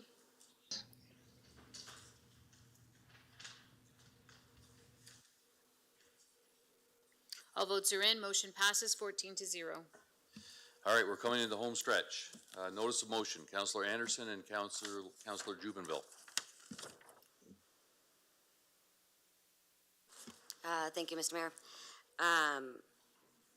Whereas Wheatley Area Arena has served as a critical community building for shelter, information, entertainment, and social gatherings for years, and whereas since the downtown explosion, the use of the Wheatley Legion Hall and or the Car Barn Hall have not been an option anymore, the Wheatley Arena has been the only area to gather, whereas opportunities exist to rejuvenate the aging facility to be more accessible, welcoming, and inspiring to Wheatley residents. Be it resolved that administration, in consultation with the public, develop a plan for achievable improvements to the Wheatley Area Arena over short and medium term, with a goal to improve the accessibility, aesthetics, and overall experience of patrons, and that this plan be returned to council for funding consideration through the capital plan, lifestyle plan, grants, fundraising, and through other sources as may become available. Councillor Jubenville. Thank you, Mayor. I, Councillor Rhonda Jubenville, provide notice. I will be bringing the following motion for voting and discussion at the March 27th meeting of Council. Whereas it is deemed desirable to establish regulations concerning signs for the municipality of Chatham-Kent, and whereas sign bylaw 156-2004 has not been updated to include current sign standards, and whereas sign bylaw 156-2004 does not include regulations pertaining to electronic changing copy signs, and whereas the municipality continues to receive sign permit applications for these electronically and or computer-controlled signs, therefore, be it resolved that council directs administration to review and amend sign bylaw 156-004 to include regulations pertaining to electronic changing copy signs and other housekeeping amendments deemed necessary by administration. Thank you. Closed session reports, Councillor Crew. Thank you. I move that at our meeting today, March 6th, the council directed administration on proposed acquisition of land by the municipality and advice that is subject to solicitor-client privilege with regard to Queens Line and Merlin Road intersection improvement, Section 239-2C and F of the Municipal Act 2001, and that council received information on security of the property of the municipality or local board with regard to NG 911 replication solution corresponds to items 15H on the open session agenda, Section 239-2A of the Municipal Act 2001. And council received training on education or training of the members with regard to healthcare spending accounts, education session, Section 239, 3.1, Municipal Act 2001. I so move. Councillor Pincinel, will you second that? I will, Your Worship. Any questions? Being none, we'll put it to vote. Councillor Bondi? Yes. All votes are in. Motion passes 15-0. Communication items. We have two items that have been pulled. Councillor McGrail wanted 2D pulled and Councillor Crew 2E. So Councillor McGrail, I'll go to you first. Thank you, Mayor Caniff, but I think Councillor Crew and I are definitely on the same page as this. Sorry, Councillor Crew was going to move it and Councillor Yes. McGrail was seconded. Sorry. Yes, 2D in the council information package. I sent that in, but it's the AMO 2023 budget submission and call to action on housing and homelessness. And there's a motion that's attached, homelessness resolution, and it's a call to the provincial government to end homelessness in Ontario. So do you need me to read it out, or it's already up there? So do you need me to read it? Probably would be lovely for the public to hear. Wouldn't that be great, because it's so long? You can Okay. you can just read the motion that's on the screen and not the whereases if you prefer. That'd be great. Okay. So I move that Chatham-Kent Council calls on the provincial government to urgently, A, acknowledge that the homelessness in Ontario is a social, economic, and health crisis, B, commit to ending homelessness in Ontario, and C, work with AMO and a broad range of community health, Indigenous, and economic partners to develop resources and implement an action plan to achieve this goal. And further, that a copy of this motion be sent to the Minister of Municipal Affairs and Housing, the Minister of Children, Communities and Social Services, the Minister of Health, and to the Association of Municipalities of Ontario. And I believe my seconder has a couple. Councilor McGrail? Thank you, Mayor Caniff. So I truly wholeheartedly agree with this. The only thing I would like is that we also send this to Roma.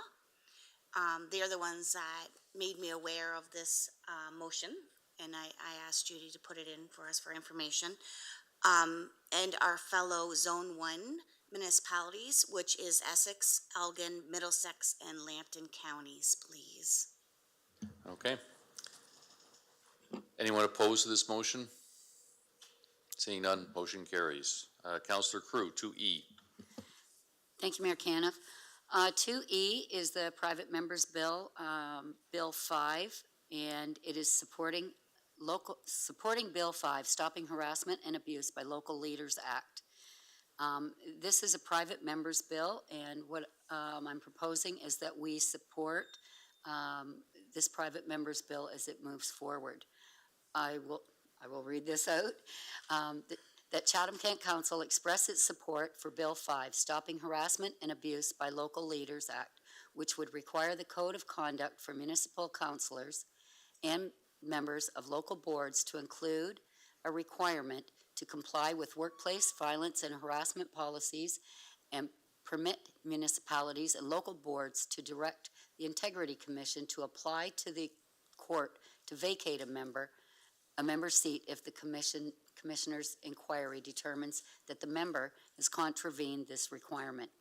And that further, this resolution be circulated to the Honourable Doug Ford, Premier of Ontario, the Honourable Steve Clark, Minister of Municipal Affairs and Housing, the Honourable Stephen Blaise, Orleans MPP, and the Honourable Ernie Hardman, Oxford MPP.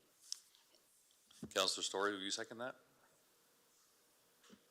Happy to do that. Thank you, Mr. Mayor. Thank you, Mayor Caniff. I'm just going to speak briefly on it. I think that it is important that as leaders who govern people in our community, that we are held to the same standard when it comes to violence in the workplace. We have to govern without accountability is not very accountable. So I'm just asking that we support this bill as it goes forward, and I think that it's very important. There's more information in our package, and thank you. That's all. I'm good with that. I'm done talking today. Councillor Story? I'd just like to share my support for Councillor Crew's motion. As someone, to speak frankly, has been subjected to this, I can assure you that there is a strong need for this bill, and this motion and this bill right now is just to simply explore it. It's not going to come into effect tomorrow or anything. It has to go through the public consultation and the legal steps to continue to move to the legislature. I do appreciate the concern that have been shared before about someone other than the voters vacating an elected official from their seat. And I would agree with that. That is a serious decision, and that's why it will be clearly spelled out in the language of this bill. And it would require the Integrity Commissioner to forward this to Ontario Superior Court. So it will be a legal process in the legal system and not one that would fall to us or the Integrity Commissioner, so I do hope that that alleviates some of the concerns that the Integrity Commissioner may have on this issue. I'd also state that I met many voters in our community, as we all did, quite recently, and I don't think any voters in this community voted for any of us to behave in an abusive, harassing, or other disrespectful way as councillors towards each other or anyone else. As Councillor Cruz stated, I believe as elected officials, not only should we be held to an even standard as our colleagues in municipal administration, definitely not a lower standard, which is where we are now, but to a higher standard. I think we need to hold ourselves accountable, and if we behave in a respectful and professional way, this really will never be an issue around this horseshoe. But as we have seen in other municipalities across the province, unfortunately it has been needed. So I truly believe and I hope that there will never be a reason for this to come into effect around this horseshoe. But if it does, there will be a clearly defined legal process available to deal with it. I would also add, as we approach International Women's Day and Women's History Month, the majority of those in elected office who are subjected to harassment and abuse of this type are women. And it's not an exaggeration to say there's likely not one woman in this room or that we know in our lives who has not experienced harassment or abuse in their workplace or otherwise. When I ran for office previously, I experienced this daily, sometimes hourly, and there was no mechanism to address this behavior then, and there is still none today. And I've been told by many women in this community that they would never run for office after seeing what I went through and others. It's a chilling effect on democracy, and it assures more diverse groups of people will not feel safe putting their names forward. So I hope we can continue to show each other and our community that we take this issue seriously as leaders in Chatham-Kent and hold ourselves accountable.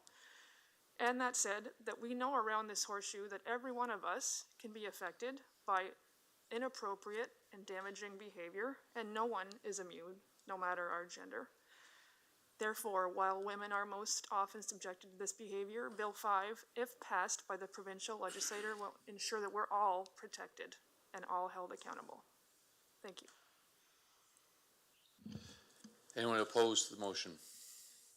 Seeing no one, motion. Oh, thank you. Motion's approved. Councillor Jubenville and Councillor Anderson, can I get you to approve the rest of the communication items? Or put that on the floor? Yeah, I will approve. All right. We'll put that to vote or hands. Anyone opposed? Seeing none, communication items are in.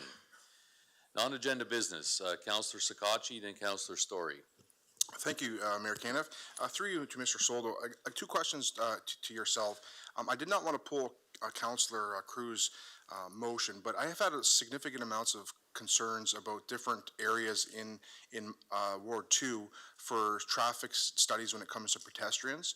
And I'm just curious to see what, I'm guessing an administration would prefer not to have individual motions for each area. I was talking to Councillor Doyle today. He's had some as well. Is this something that a process that's ongoing that you would review on a daily basis to try to see? Because definitely respect the councillors advocating for their areas, but just curious to see if this is something that you're looking at, or would you prefer us to be bringing forward individual items like that? Through you, Mr. Mayor, to the councillor.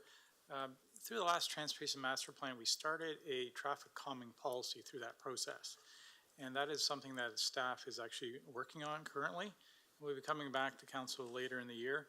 It's more of a comprehensive approach to how we're dealing with speeding issues, some of the other things that has been motioned in the past. So what we like to do is put forward a traffic calming policy to council that's going to take a little more of a proactive approach to identifying and dealing with high-risk areas and areas where we might have some of these issues out in the community. And by following that approach, hopefully that will alleviate some of the needs to come forward with these motions that we've been seeing. Thank you. And the last one's a little bit more difficult. I know a lot of times us around the council table say we get a lot of calls on something, and it's like 2 or 3.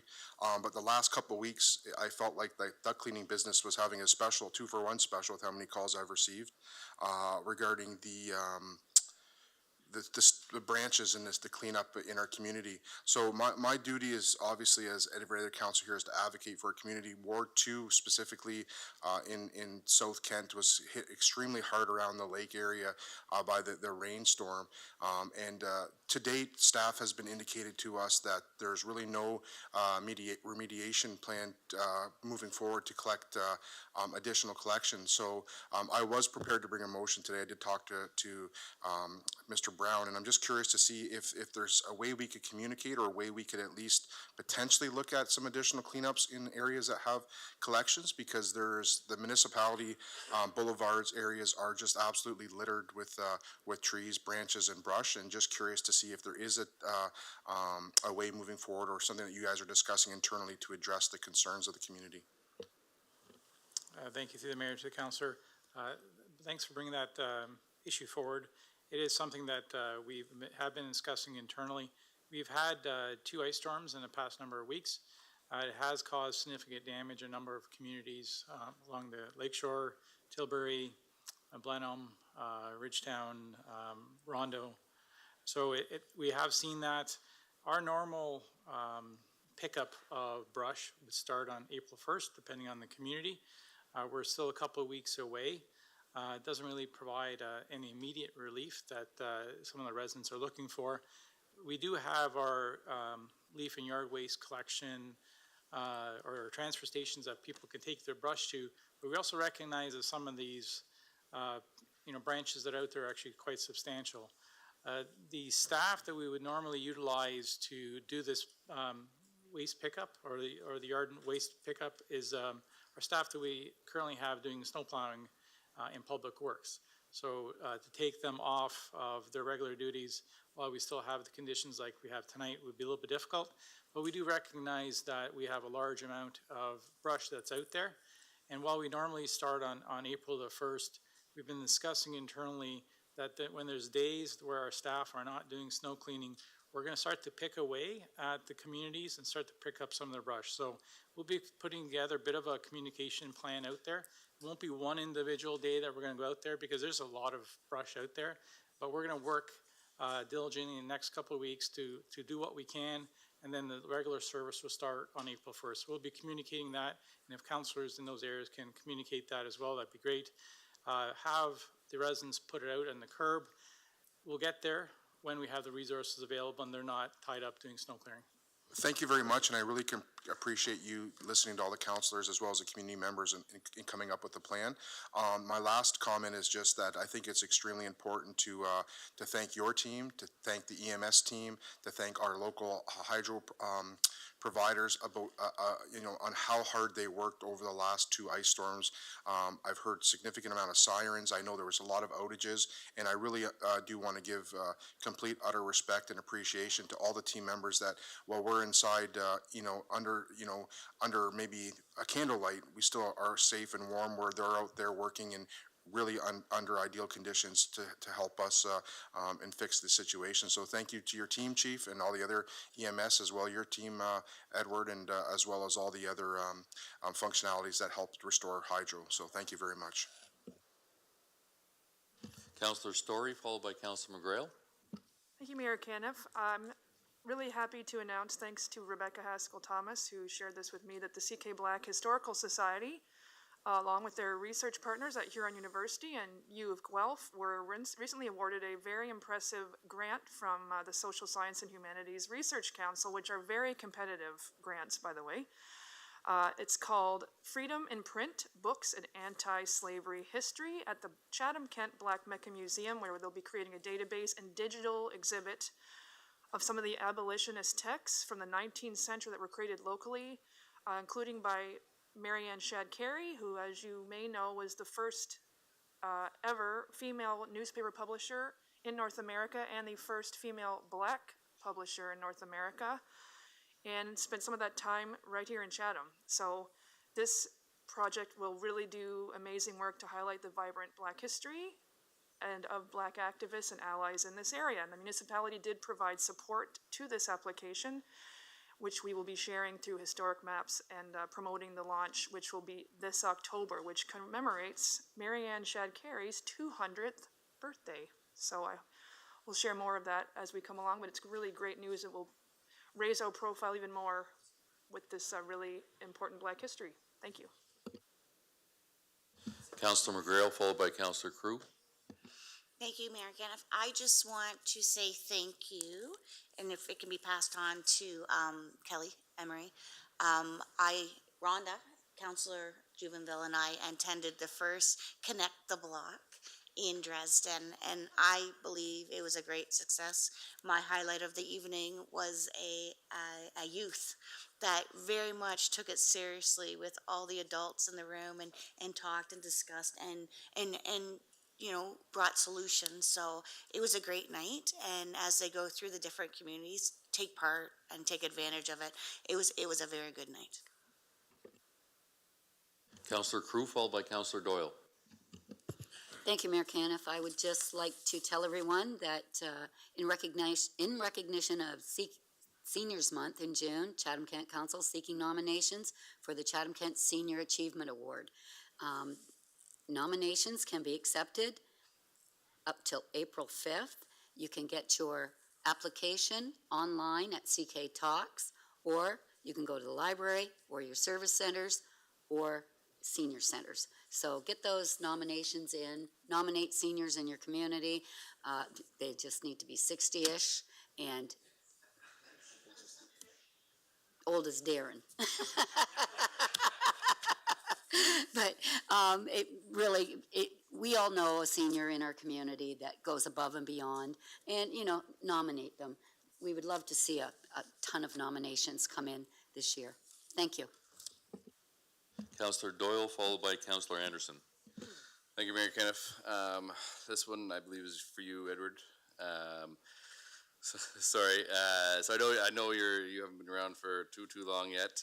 But with regards to the gravel roads in Raleigh, I have got quite a few phone calls, and anybody that I talk to that lives on a gravel road, which seems to be more and more lately, they are very unhappy with how the roads are.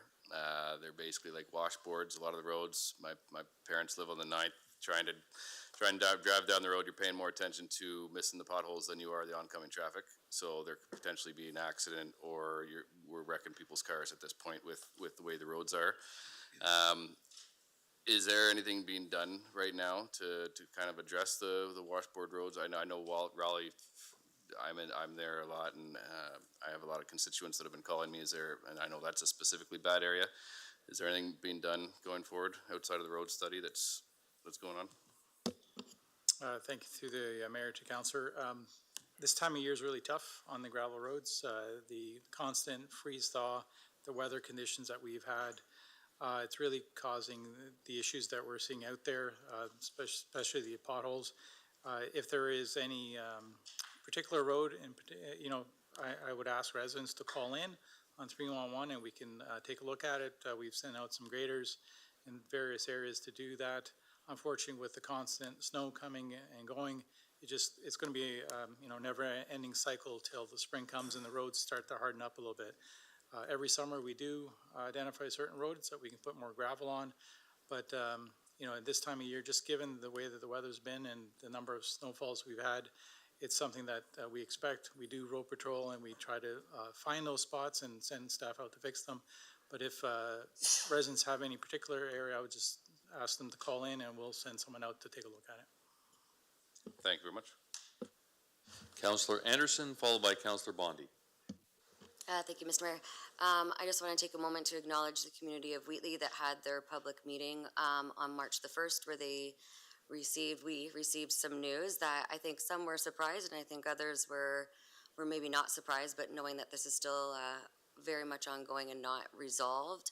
I think that for the majority of the residents of Wheatley, they're pretty resilient, and everyone is now looking at this as, okay, this is our options, what are we doing, and really still very positive and moving forward.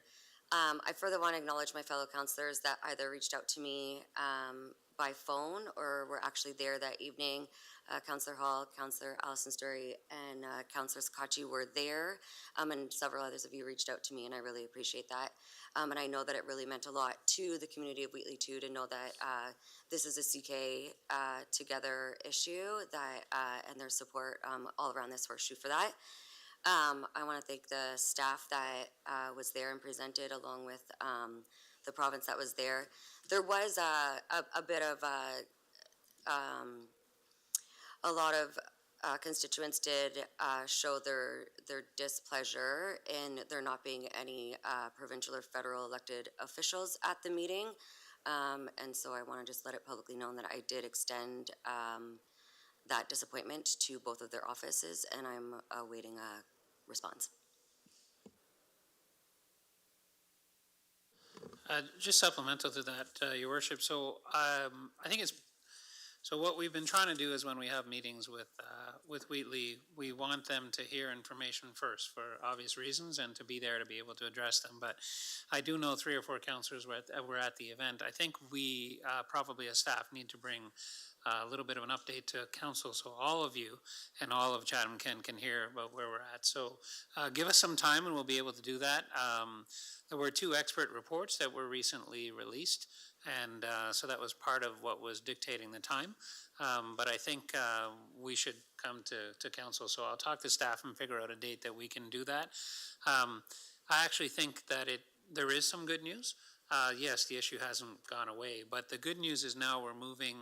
First of all, downtown is stable, and we're now moving to a situation where we're trying to mitigate it to make sure it doesn't happen anywhere else in Wheatley and Chatham-Kent for that matter. So I think there's actually good news behind that from a broader perspective, and I don't know if that was really clear at the meeting, but we'll make sure that we address that when we come forward to council. So give us a couple of maybe a month or so or less, and we'll see if we can bring a report to all of council so you all get an update on where we're at with Wheatley. A lot of effort still goes into Wheatley every day, and I think council should be aware of that. So.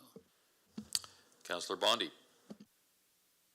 Thank you, Mayor Caniff. I'd like to take the opportunity to wish a very important woman her 85th birthday.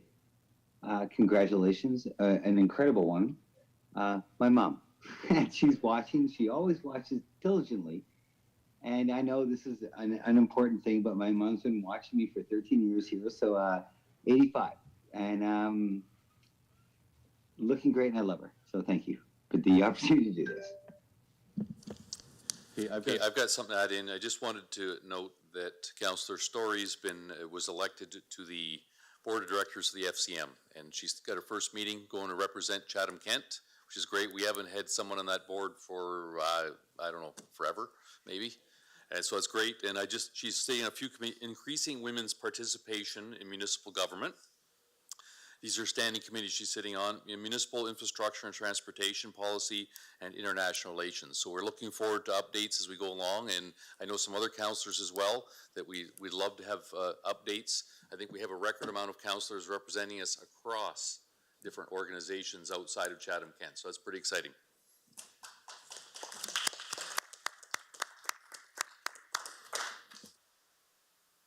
We're going to go to the reading of the bylaws, and I was going to start a tradition tonight that our clerk would read them all first, so we can actually say the reading of the bylaws. What do you think? Anyone opposed? Okay, I was kidding. Yeah. Okay, first and second reading. Councillor Pinsonneau and Councillor Thompson. So moved. And seconded. Anyone opposed? Motion carried. Third and final reading. Councillor Hall and Councillor Bondi. I appreciate the public dad jokes too, Dan. Absolutely. Yes. Excellent. Anyone opposed?